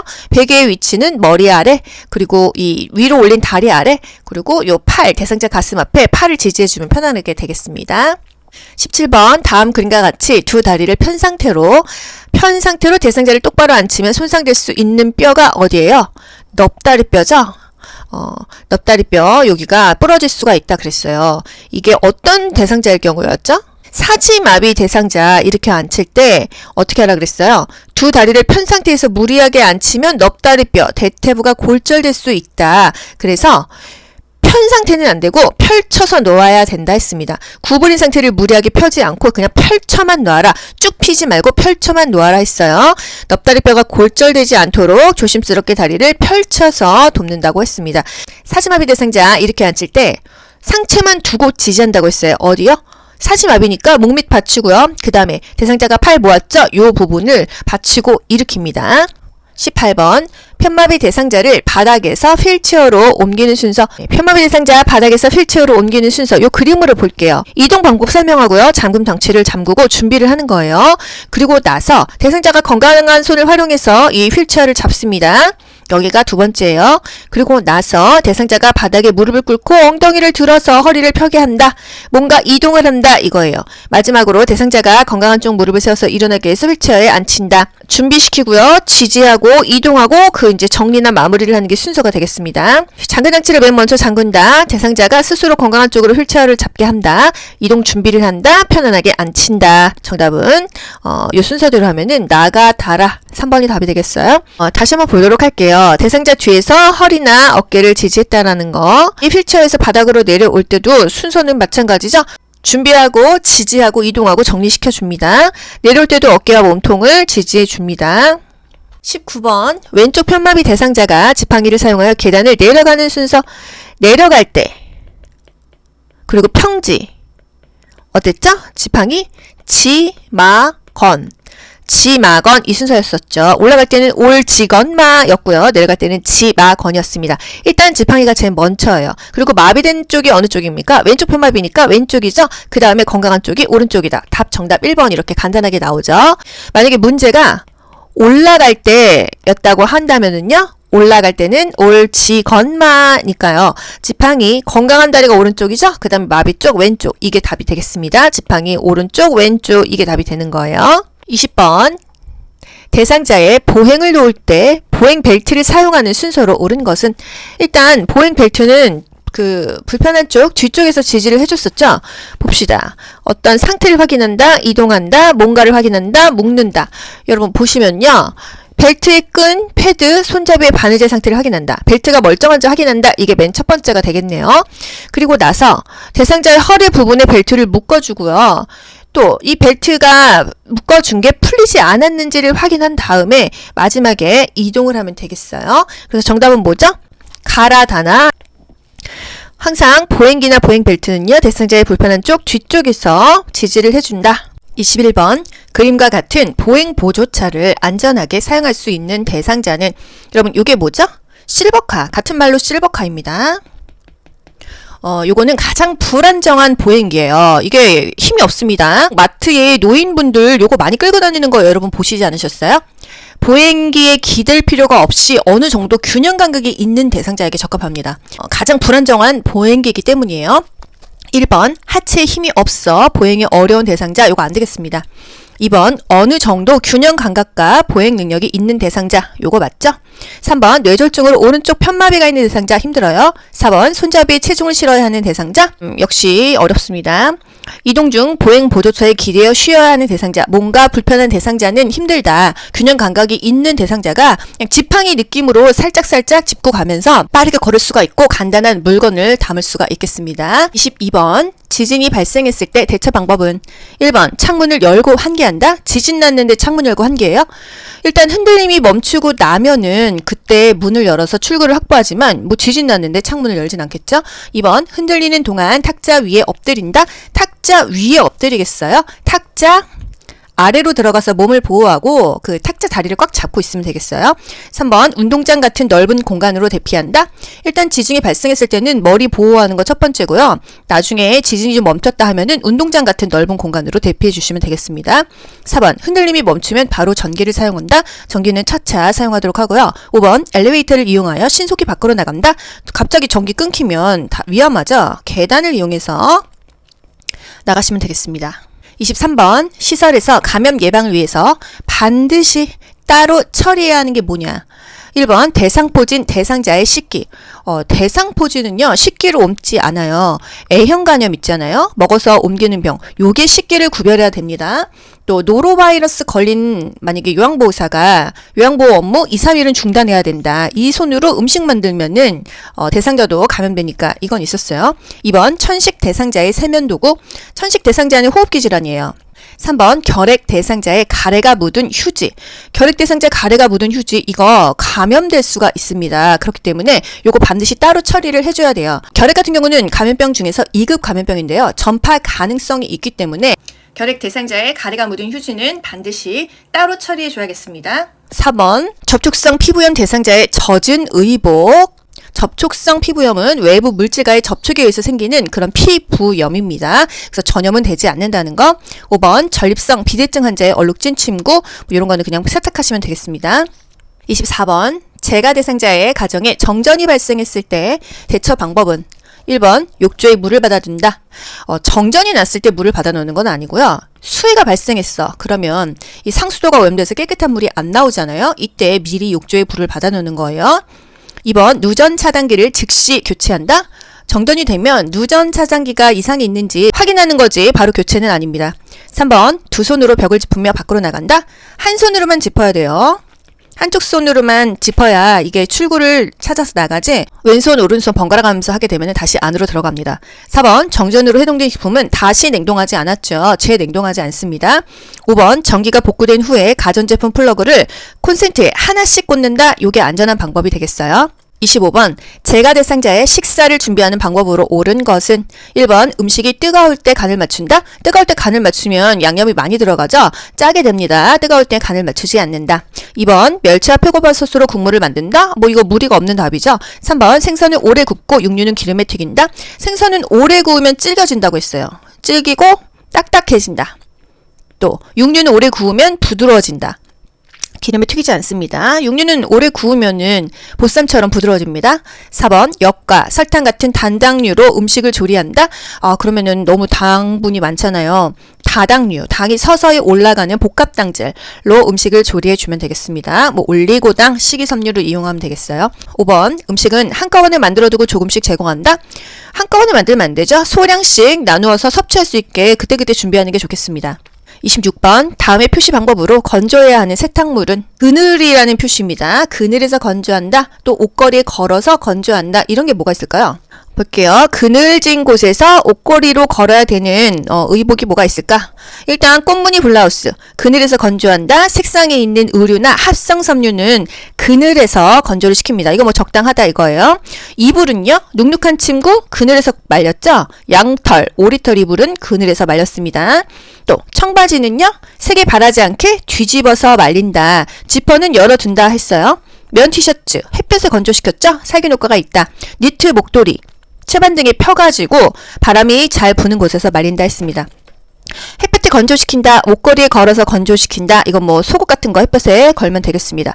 우리 문제에 나왔던 거 그늘에서 건조시키고 옷걸이에 걸어서 그늘이라는 말에서 뭐 합성 섬유나 색깔 있는 의류일 수 있겠다. 또는 이불 중에서 양털이나 오리털 이불은 그늘에 말린다고 했어요. 또 햇볕에 건조시킨다. 뉘어서 건조시킨다. 뉘어서라는 말이 있습니다. 니트 같은 경우는 뉘어서 말리지만은 햇볕에 말리는 건 아니에요. 통기성 좋은 곳에서 말린다. 또 그늘진 곳에서 뉘어서 말린다. 요런 그 그림을 여러분이 읽으실 수 있어야 돼요. 27번. 대상자가 외출할 때 동행하는 방법으로 옳은 것은? 외출 시에 동행, 여러분 요거 뭔가요?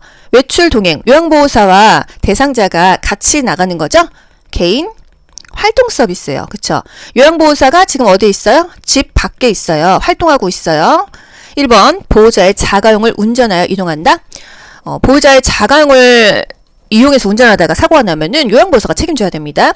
외출 장소를 정확하게 파악하고 교통정보나 교통수당 등을 숙지한다, 확인한다. 그리고 장기 요양 인정서와 주민등록 등본을 준비해요. 너무 불편하죠. 신분증만 가지고 다니면 되겠습니다. 신분증이요. 병원 진료 시 신분증을 준비하고 항상 다니는 병원, 대상자의 건강 상태, 복약 상태 이런 것들을 보호자로부터 확인하면 되겠습니다. 3번 외출 중에 요양보호사의 사적인 일은 처리하지 않았어요. 사적인 업무를 병행하지 않는다. 4번 걸을 때 보폭을 크게 하여 신속히 이동하면 대상자 넘어지겠죠. 도보 시 보폭을 작게 한다. 계단에 오를 때 몇 걸음에 한 번씩 쉬면서 천천히 이동한다 그랬어요. 5번 대상자의 신체 상태를 고려해서 이동, 보조기구를 준비한다. 지팡이든 휠체어든 준비하면 되겠죠. 요거 정답입니다. 동행 전에는 상황에 맞게 외출 준비를 돕고요. 동행 후에는 외출 동행이 의도한 대로 만족스러웠는지를 확인하면 되겠어요. 28번 치매 대상자가 누워만 있으라고 할 때 대처법은? 치매 대상자가 누워만 있으라고 합니다. 1번 대상자가 원하는 대로 누워있게 한다. 이렇게 되면은 어떻게 돼요? 치매 대상자는 운동이 좋다. 어떤 운동? 서서 하는 운동이 좋다. 물론 옷 갈아입을 때는 앉아서 입어야 되지만요. 할 수 있는 일은 스스로 하게 해서 남아있는 기능을 유지하게 한다. 잔존 기능을 유지하게 해줘야 되지 그냥 그대로 방치하면은 힘들다. 2번 누워만 있으라고 하는 이유를 물어본다. 치매 대상자에게는 부정적인 이유를 물어서 상기시키지 않는다고 했습니다. 왜? 라는 거 물어보지 않는다고 했잖아요. 그죠? 3번 게으른 습관은 건강을 해칩니다. 이렇게 설명합니까? 정면에서 야단치거나 부정하거나 무시하지 않아요. 4번 대상자가 좋아하는 화분에 물을 주게 한다. 요거 맞죠? 습관적으로 해오던 일들은 할 수 있어요. 대상자에게 남아있는 기능을, 잔존 기능을 최대한 살려줍니다. 5번 주기적으로 환경을 바꾸어 기분을 전환해준다. 일반적인 사람은 괜찮은데요. 치매 대상자는 환경을 바꾸는 게 치명적이라고 했습니다. 대상자의 생활 자체를 소중히 여기고 환경은 바꾸지 않는다. 노인은 침상에서 3일에서 3주만 움직이지 않고 누워있어도 걷지 못하게 된다. 이런 말이 우리 교재에 있습니다. 아주 사소한 것이라도 본인이 할 수 있는 것은 하게 해야지만 계속 할 수 있습니다. 3일에서 3주만 움직이지 않아도 걷지 못하게 된다. 정말 이렇습니다. 그래서 노년기에는 낙상을 조심해라. 뼈가 부러지게 되면 보통 4주, 6주 누워있잖아요. 그래서 이때 이후로 잘 못 걸으시는 분이 많기 때문에 항상 노년기에는 낙상을 조심해야 됩니다. 29번 대상자의 안전을 고려하여 방을 관리하는 방법으로 옳은 것은? 안전을 고려해서 방을 관리하는 방법. 1번 침대 및 바닥에 두꺼운 요를 깔아둔다. 그쵸? 침대에서 떨어졌어도 이 요를 깔아뒀으니까 쿠션 역할을 해서 덜 다치겠죠? 2번 큰 유리창을 투명하게 하여 밖이 잘 보이게 한다. 밖이 잘 보이는 건 좋은데요. 부닥칠 수가 있습니다. 그래서 눈높이에 맞춰가지고 그림을 붙이거나 뭐 유리 이런 글씨를 써가지고 유리라는 것을 알게 해야 돼요. 3번 프라이버시를 위해서 방 안에 잠금 장치를 설치한다. 예, 일단 창문이 안전하게 잠겨 있는지 확인해야 되고요. 방 안에서는 잠그지 못하는 문으로 설치해야 됩니다. 안에서 잠가버리면은 어떤 일이 있을 때 대처를 못하니까요. 4번 다른 사람의 눈에 잘 띄지 않는 방으로 배정한다. 잘 띄는 방으로 배정해야 됩니다. 가족이나 요양보호사가 잘 관찰할 수 있는 곳에 위치해야 돼요. 위생적인 거 그리고 안정적인 것을 우선으로 고려하고요. 1층이 좋을까요? 2층이 좋을까요? 1층이 좋습니다. 5번 방안이 따뜻하도록 대상자 옆에 난로를 켜둔다? 위험해요. 방 안에 난방기구 켜놓았으면 또 화상 입을 수 있죠. 치매 대상자는 그 인지 기능이 떨어져 있기 때문에 혼자 하게 해서는 안 됩니다. 그래서 전체적인 난방을 해요. 뭐 보일러를 올려주는 그런 난방이 좋겠죠. 부분 난방은 하지 않아요. 위험한 물건은 치매 대상자가 발견할 수 없는 곳에 보관해야 됩니다. 그냥 애기라고 생각해야 돼요. 그래서 침대 및 바닥에 두꺼운 요를 깔아둔다. 요게 안전한 방법이 되겠습니다. 30번 치매 대상자가 비누를 입에 넣으려고 할 때 대처 방법은? 먹으면 안 되는 것을 입에 넣습니다. 그걸 이식증이라고 하죠. 1번 비누를 쥔손을 쳐서 빼앗는다, 공격적이죠. 2번, 무슨 맛이 날 것 같은지 물어본다, 물어보지 않아요. 3번, 대상자가 좋아하는 호빵을 주면서 비누와 바꾼다. 그냥 이게 가장 좋은 방법입니다. 4번, 비누라고 설명하며 냄새를 맡아보게 한다. 5번, 음식물인지 아닌지 잘 구분해보라고 말한다. 인지가 안 돼가지고 그러고 있는데 뭔가 어려운 과제를 주지 않아요. 시간 개념이 상실돼요. 그래서 식사한 것을 잊었거나 심리적인 불안감 때문에 이 음식 섭취 관련 문제 행동이 나타납니다. 손에 만져지는 것은 뭐든지 먹으려고 하는 그런 이식 증상이 있어요. 다를리 먹을식 다른 것을 먹는다는 거예요. 음식이 아닌 것을 먹으려고 합니다. 음식물인지 아닌지 구별을 하지 못하기 때문에 입에 넣을 수가 있고 또 먹을 수가 있다는 거예요. 31번 시설 침해 대상자가 쓰레기를 모아서 서랍에 감추는 행동을 반복할 때 대처 방법. 침해 대상자의 반복 행동 어떻게 한다고 했죠? 반주 주의를 환기하라고 했어요. 1번 반복 행동이 멈출 때까지 기다린다? 너무 시간이 많이 걸려요. 반복 행동이 해가 되지 않는다고 한다면은 무리하게 중단시키지는 말고 그냥 놔둬도 된다 그랬습니다. 2번 쓰레기는 비위생적이라고 설명한다? 대상자를 다독이면서 안심시켜주는 것이 중요합니다. 3번 쓰레기 봉투를 사러 가자며 함께 나간다. 요거 맞죠? 뭔가 주의를 환기하는 거예요. 관심을 다른 곳으로 돌려줍니다. 4번 쓰레기를 모아서 어디에 쓰려는지 물어본다. 물어보지 않죠. 왜 했냐고 이유도 물어보지 않았어요. 질문에 답을 해주거나 묻는 것보다는 반복되는 행동을 억지로 고치려고 하지 않는 것이 더 낫다. 5번 다른 대상자 앞에서 서랍을 열어 보이며 행동을 지적한다. 반복된 행동을 억지로 고치려고 하지 않죠. 정면에서 야단치거나 부정하거나 무시하거나 지적하지는 않습니다. 3번 쓰레기 봉투를 사러 가자며 함께 나간다. 이것이 바로 반복 행동의 적당한 답이 되겠습니다. 주의를 환기한다. 관심을 다른 곳으로 돌린다. 32번 시설 침해 대상자가 밤낮이 바뀌어 낮 시간에 졸고 있을 때 대처 방법. 낮 시간에 졸고 있어요. 일단 1번 말을 걸어서 자극을 준다. 이 행동 괜찮습니다. 낮에 졸면은 밤에 수면 장애가 심해지잖아요. 그래서 낮에는 산책과 같은 야외 활동을 지킨다. 신선한 공기를 접해서 운동하도록 돕는다. 말을 걸어서 자꾸 잠자지 않도록 한다. 이런 것들이 답이 됩니다. 2번 따뜻한 우유를 제공한다. 너무 공복시 배가 고파서 잠이 안 온다 하면은 따뜻한 우유를 마시게 합니다. 3번 낮잠을 충분하게 자게 한다. 낮잠을 충분하게 자면은 밤에 더 잠이 안 와요. 4번 주위의 소음을 최대한 줄인다. 소음을 줄이면 더 잠이 잘 오겠죠. 5번 수면에 적정한 온도를 취한다. 이건 다 숙면의 방법이에요. 졸고 있을 때는 말을 걸어서 자극을 줘서 낮잠을 자지 않도록 하는 것이 중요하겠습니다. 33번 침해 대상자가 딸이 오기로 했다며 밖으로 나가려고 문 앞에서 서성거릴 때 대처 방법은 이거 뭐 하는 거죠? 나가려고 문 앞에서 서성거린다. 요거 배회 행동이에요. 침해 대상자의 배회 행동. 1번 딸은 오늘 못 와요 라고 말한다. 2번 딸이 언제 오기로 했어요? 물어보지 않았어요. 3번 어르신 요즘 자주 그러시네요 라고 말하지 않죠. 4번 딸과 먹을 음식 만들어요 하며 함께 식사를 준비한다. 요게 맞는 답이 되겠습니다. 고양이나 그 가족에 대한 대화를 나눠서 관심을 다른 곳으로 돌리는 거죠. 관심을 다른 곳으로 돌린다. 그래서 정서 불안에 의한 배회를 줄여주면 좋겠어요. 5번 어르신 우리 음악 들을까요? 라며 라디오를 크게 틀어준다. 크게 틀지 않죠. 안전한 환경을 제공하고 소음은 차단합니다. 텔레비전이나 라디오를 크게 틀어놓지 않죠. 집안은 환하게 하지 어둡게 하지 않아요. 라디오를 크게 틀어놓지 않는 이유. 소음은 침해 대상자로부터 뭔가 포위당했다는 느낌이 들게 할 수 있기 때문에 TV나 라디오를 크게 틀어놓지는 않습니다. 정답. 배회할 때 딸과 먹을 음식을 만들어요 하며 함께 식사를 준비하거나 또는 배회 코스를 만들어주는 거 또는 좋아하는 노래를 함께 부를까요? 이렇게 하고요. 함께 산책을 하거나 가족들과 함께하는 시간을 갖게 하거나 가족사진을 걸어두는 게 좋겠어요. 34번 침해 대상자가 아들이 내 퇴직금 통장을 가져갔어 라며 반복적으로 화를 낼 때 이것도 마찬가지로 침해 대상자의 반복적인 행동이에요. 1번 아들에게 연락하여 확인한다. 2번 통장을 직접 찾아서 건네준다. 3번 아들은 그럴 사람이 아니라고 말한다. 4번 통장을 가져가는 것을 보았는지 물어본다. 5번 이야기를 들어주며 속상하겠다고 다독인다. 이게 가장 근접하죠. 일단 침해 대상자의 감정을 이해하고 수용해주는 것이 가장 중요하겠습니다. 침해 대상자가 보고 들은 것에 대해서 아니라고 부정하지 않아요. 다투지 않아요. 부정하지 않는다. 다투지 않는다. 35번 시설 침해 대상자가 휠체어에 앉아있는 대상자에게 화를 내며 끌어내리려고 할 때 이거 파괴적인 행동이죠. 침해 대상자의 파괴적인 행동. 1번 휠체어를 타고 싶은지 물어본다. 물어보지 않습니다. 2번 다른 휠체어를 갖다 주겠다며 찾으러 간다. 3번 더 좋은 휠체어를 타러 가자며 데리고 나간다. 주의를 환기하는 거예요. 천천히 치매 대상자의 그 관심 변화를 유도합니다. 또 다른 자극은 주지 않죠. 4번 위험한 행동을 하면 집으로 돌려보낸다고 말한다. 5번 두 사람이 모두 다칠 수 있다며 힘으로 제압한다. 관심을 변화시키고 주의를 환기시켜 주는 것이 반복 행동이 가장 좋고요. 파괴적인 행동에도 좋은 방법입니다. 치매 대상자의 파괴적인 행동 자주 일어나진 않지만 또 수개월 내에 사라집니다. 이해하지 못할 때는 같은 말로 계속 반복해주고요. 왜 그랬어요? 상기시키지 않는다고 했죠? 대상자가 프로그램에 참여하고 있을 때 파괴적 행동이 나타난다고 한다면은 그 프로그램을 중지하고 다른 자극을 주지 않고 조용하게 쉬게 합니다. 온화하게 얘기해야겠어요. 왜 그러세요? 이렇게 화를 내면 안 되고요. 충분히 이해합니다. 이런 표현을 해줘야 돼요. 특정 노인만 마주치면 화낸다고 한다면요. 방을 바꿔서 마주치지 않게 하는 것이 정답입니다.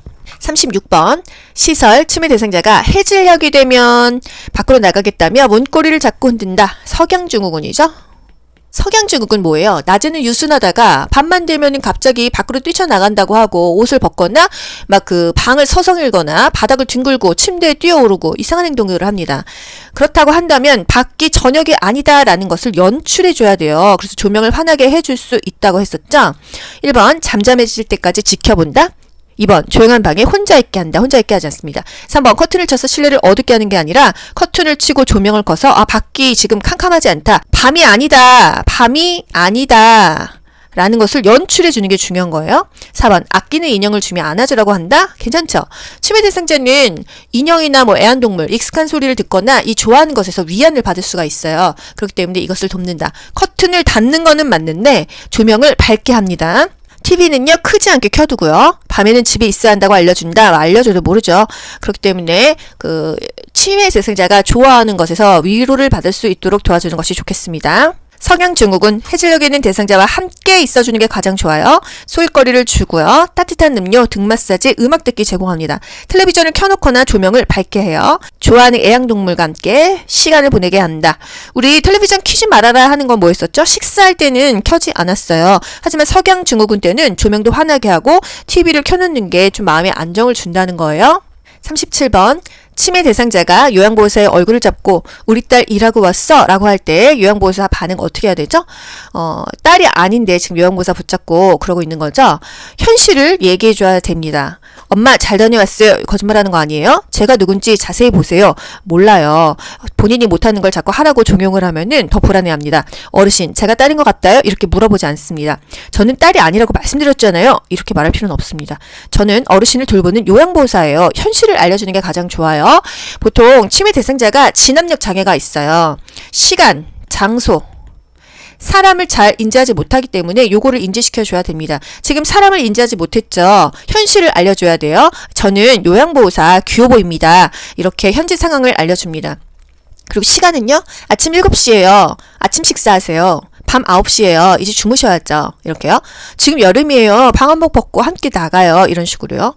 지금 여기는요. 어르신 집입니다. 이렇게 현실을 항상 인지시켜주는 게 좋습니다. 38번 대상자의 상태에 따라 권장할 수 있는 여가 활동에 관한 내용으로 옳은 것은 1번 선망 대상자에게 영화를 보게 한다. 선망 대상자는 헛것을 봅니다. 그렇기 때문에 현실을 인식시켜주는 것이 좋지 영화를 보게 하면은 이건 가상이잖아요. 더 나빠진다.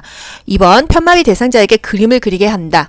잔존 기능을 유지해야겠죠? 건강한 쪽으로는 그림을 그리는 것도 좋습니다. 어렵지 않죠? 흥미는 느낄 수가 있어요. 3번 관절염 대상자에게 배드민턴을 치게 한다. 관절염 대상자 배드민턴 치기 어렵습니다. 신체적인 그 기능이나 상태에 맞게 해야겠죠. 심근경색증 대상자에게 등산을 하게 한다. 마찬가지로 신체적인 기능이나 상태에 맞게 합니다. 5번 치매 대상자에게 처음 가보는 길을 산책하게 한다. 익숙한 길을 가라고 했잖아요. 환경을 바꾸지 않는다고 했습니다. 39번 다음 대화에서 요양보호사의 공감적 반응으로 옳은 것은 나를 도와줬던 요양보호사는 그만뒀어요? 그 사람 참 잘했었는데 아유 섭섭하죠. 이런 얘기를 들으면 우리 요양보호사 뭐라고 답변하면 좋을까요? 공감적인 반응이에요. 섭섭하셨구나. 그분 참 일을 잘하셨구나. 저도 좀 잘해볼게요. 이게 좋은 대답입니다. 1번 서로 적응될 때까지 기다리세요. 2번 그런 식으로 말하시니 제가 많이 서운하네요. 이거는 나 전달법 아닙니까? 3번 제가 그 사람보다 경력이 더 많아서 잘할 수 있어요. 4번 제가 마음에 들지 않으시면 다른 사람 소개해드릴까요? 너무 좀 그렇죠. 그 사람의 일을 참 잘했나 봐요. 저도 열심히 노력할게요. 이게 공감적인 반응이에요. 교과서적인 원하는 답입니다. 공감적인 능력이 뭐죠? 나는 당신의 상황을 알고 있고 당신의 기분을 이해합니다.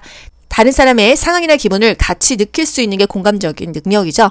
이해하고 감정을 함께 느끼고 이 느낀 바를 잘 전달하는 게 공감적인 반응이에요. 40번 다음 상황에서 요양보호사가 나 전달법으로 반응한 것은 아침 먹기 싫어서 안 먹었어. 어르신이 좋아하는 청국장찌개였는데요. 대상자 아무 말 안 합니다. 요양보호사 뭐라고 얘기할까요? 아우 식사를 안 드시니 속상하네요. 걱정되네요. 요게 답입니다, 여러분. 나 전달법은요. 대화의 주체자가 주어가 되는 거예요. 그래서 I 메시지라는 거예요. 내가 이렇게 주어가 되어서 얘기합니다. 너 때문에 이게 아니에요. 배가 고프지 않으세요? 청국장 실증 나셨어요? 다른 거 고구마 드릴게요. 요 청국장 건강이 좋아요. 이거보다는요. 뭐 하셨다니 안 좋네요. 옷 안 갈아입으시니까 감기 걸리실까봐 걱정돼요. 제가 속상해요. 이게 항상 I 메시지입니다. 나 전달법이에요. 안 좋네요. 걱정돼요. 속상해요. 이게 바로 나 전달법이에요. 서술어만 봐도 답이 딱 나온다는 거. 제가 조바심이 나고 걱정돼요. 염려돼요. 속상해요. 내가 느끼는 바를 솔직하게 말하는 거예요. 나를 주어로 말합니다. 나를 주어로 말한다. 원하는 바를 정확하게 말해줍니다. 41번 치매 대상자와 의사소통할 때 지켜야 되는 기본 원칙으로 옳은 것은 1번 톤이 높거나 큰 소리로 이야기한다. 톤이 높게 이야기했나요? 목소리는 낮은 음조로 천천히 차분히 상냥하고 예의 바르겠죠. 너무 큰 목소리나 톤이 높으면 말하는 사람이 화난 것으로 여깁니다. 2번 네 아니오로 답할 수 있게 질문한다. 요거 맞죠? 치매 대상자가 질문에 대해서 답을 할 수가 없어서 좌절감을 느끼잖아요. 그래서 왜 이렇게 묻지 않고요. 네, 아니오로 간단하게 대답할 수 있도록 질문하는 게 좋겠습니다. 3번 긍정형 질문보다 부정형 질문을 한다. 부정형보다는 긍정형이 좋겠어요. 4번 대화 시 여러 사람이 함께 참여하게 한다. 정신없겠죠. 한 번에 한 가지씩 차례대로 이야기하는 게 좋고요. 여러 사람보다는 한 사람씩 하는 게 좋겠습니다. 5번 과거 이야기는 피하여 현실을 지각할 수 있게 한다. 현실을 지각할 수 있게 하는 건 좋은데요. 과거 이야기를 피하지는 않습니다. 항상 현실을 알려준다. 현재 상황을 알려준다. 지난 날을 회상하면서 자신을 되찾고 불안정한 감정을 가라앉힐 수 있거든요. 그래서 과거를 회상하게 한다. 과거를 회상하게 하는 것이 좋습니다. 옛일을 회상해서 대화를 이끌어가는 것이 인지 기능을 유지하고 심리적인 안정에 도움이 된다는 거. 정답 2번. 네, 아니오로 답할 수 있게 간단하게 질문하는 게 좋아요. 42번 산책하던 대상자가 넘어져 손목 골절이 의심될 때의 대처 방법 물어봤습니다. 일단 골절되면요. 움직이지 않는다, 냉찜질한다, 심장보다 높게 위치한다. 이게 중요한 거잖아요. 1번 온찜질을 해준다. 온찜질 아니고요. 냉찜질이 좋습니다. 우리 삐거나 골절되면 붓기 때문에 냉찜질이 좋아요. 초반에는요. 2번 압박붕대로 꽉 조여준다. 출혈이 되었다고 하면은 멸근 거즈에 붕대를 대어주지만 압박붕대로 꽉 조여주진 않았죠. 손상 부위에 부목을 댄다. 이게 더 적합한 답이 되겠습니다. 3번 반지하 시계를 제거해준다. 이제 붓기 때문에 액세서리는 제거하는 게 좋습니다. 요거 뭐 틀린 정답 없어요. 손목을 심장 위치보다 낮게 내리게 한다. 붓기 때문에 심장보다 높게 하고요. 5번 손목이 움직이는지 돌려보게 한다. 움직이지 않는 것이 중요합니다. 골절에서 중요한 것은 첫 번째 움직이지 않는다.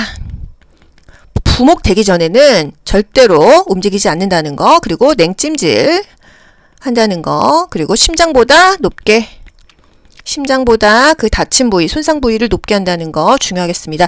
그리고 액세서리는 제거한다. 요거는 화상에서도 마찬가지예요. 붓기 때문에 액세서리는 미리미리 제거한다는 거. 골절되면 움직이지 않는다. 장신구를 제거한다. 냉찜질한다. 부목을 이용하여 고정한 다음에 병원으로 이송한다. 이게 중요한 겁니다. 대상자를 신속하게 일으켜 세우지는 않았었죠. 43번 대상자가 경련을 하며 쓰러졌을 때 응급처치 방법으로 옳은 것은 경련하면 여러분 중요한 거 뭐예요? 첫 번째로 기도 유지. 두 번째로는요. 주변에 위험한 물건을 쥐어서 공간을 확보한다. 다치지 않게 한다 이 말입니다. 1번 일으켜서 침대로 옮긴다. 틀렸죠? 2번 머리 밑에 부드러운 것을 대어준다. 머리 밑에 부드러운 것을 대어준다. 맞습니다. 경련하다가 다칠 수 있기 때문에 머리 밑에 부드러운 수건을 대주죠. 3번 머리를 뒤로 젖혀 기도를 확보해준다. 이거는 기도를 유지하는 것이긴 기도를 유지하는 것인데요. 경련했을 때는 무조건 고개를 옆으로 돌려야 돼요. 뒤로 젖히는 게 아니라 고개를 옆으로. 경련하면은 무조건 고개를 옆으로 하는 것이 중요합니다. 아시겠죠? 그냥 기도 유지하는 건 우리 심폐소생술 할 때였어요. 4번 경련이 끝날 때까지 팔다리를 붙잡아준다. 강제로 붙잡지 않습니다. 5번 혀를 깨물지 않게 입을 벌려 손수건을 물린다. 이물질을 넣어서는 안 됩니다. 입안에 상처가 생길 수도 있고요. 호흡이 곤란할 수가 있어요. 그래서 뭔가 입안에 물리지 않습니다. 경련하면 중요한 거는요. 고개를 옆으로 돌린다. 주변에 위험한 물건을 치워준다. 고개를 옆으로 돌려주고 조용히 기다리며 관찰한다. 이런 것들이 답이 되겠고요. 머리 아래 부드러운 것 대준다. 몸에 깎이는 넥타이나 단추, 옷을 풀어준다. 억지로 대상자를 꽉 붙잡아서 멈추게 하지 말고 주의 깊게 관찰한다. 경련이 5분 이상 지속된다고 하면은 119에 신고한다 또는 보고한다. 이런 것들이 다 답이 되겠습니다. 44번 대상자에게 심폐소생술을 할 때 가슴을 압박하는 방법으로 옳은 것은 우리 심폐소생술 30대 이하죠? 심장소생은 30. 이게 심폐소생술이에요. 가슴 압박 때 인공호흡이에요. 1번 명치 아래 부위를 압박한다. 명치 아래가 아니고요. 가슴 중앙의 흉골, 가슴뼈 아래의 2분의 1 지점을 압박했어요. 2번 양쪽 팔을 45도 정도 굽혀서 압박한다. 어깨와 일직선으로 이루기 위해서 팔꿈치를 쭉 폈죠. 쭉 펴서 한다. 3번 분당 100에서 120회의 속도로 압박한다. 요거 맞았죠. 30대 2로 하는데 요 사이클이 한 3번 돌면은 거의 1분이 됩니다. 100에서 120회. 등 밑에 낮은 베개를 고인으로 압박한다. 평평한 곳에 바르게 눕힙니다. 5번 최대 3cm 정도의 깊이로 가슴을 누르게 압박한다. 5cm죠. 6cm는 넘기지 않는다고 했어요. 심폐소생술 순서 어떻게 됐었죠? 반도각이 인상. 반응을 확인하죠. 여보세요. 괜찮으세요? 그리고 도움을 요청합니다. 거기 노란 티 입으신 분 119에 신고 좀 해주세요. 거기 청바지 입으신 분 자동 심장 충격기 좀 갖다 주세요. 그리고 나서 가슴 압박하고요. 이게 심장 소생하는 거죠. 그 다음에 기도 유지하고 인공호흡합니다. 이게 폐를 소생하는 거예요. 30대 이었어요. 그리고 상태를 마지막에 확인합니다. 마지막 문제예요. 45번. 대상자가 한꺼번에 많은 약물을 복용한 후에 구토를 했을 때 대처법. 한꺼번에 많은 약물을 복용했어요. 1번. 구토를 억제하는 약물을 제공한다. 구토를 유도하라는 지시가 없다고 한다면은 굳이 억제시키지 않습니다. 2번. 남은 약을 가지고 병원에 간다. 남은 약을 가지고 가야 돼요. 어떤 약을 먹었는지를 알아야 그거에 따라서 구토를 시킬 수도 있고 위세척을 할 수도 있거든요. 구토를 시켰는데 이 식도나 기도가 망가져서 말을 못할 수가 있어요. 약물에 따라서 위세척을 하는 약물도 있고요. 구토를 시키는 약도 있습니다. 3번 옷을 느슨하게 하고 따뜻한 물을 먹인다. 물을 먹이지 않습니다. 뭔가 의식이 없는 상태에서는 마실 것을 주시면 안 돼요. 4번 구토물을 즉시 치워 주위를 깨끗하게 한다. 구토를 했을 경우에 그 토사물을 모아두었다가 의료진이 분석할 수 있게 합니다. 자살 시도할 수도 있잖아요. 약이 없어요. 그러면 구토물로 어떤 성분을 먹었는지를 분석합니다. 5번 엎드려 고개를 옆으로 돌린 자세로 눕힌다. 엎드리는 게 아니죠. 똑바로 눕힌 자세에서 고개를 옆으로 돌려주는 게 좋죠. 엎드리는 게 아니었습니다. 여러분 모두 합격. 가자. 안녕. 좋아요 눌러주세요.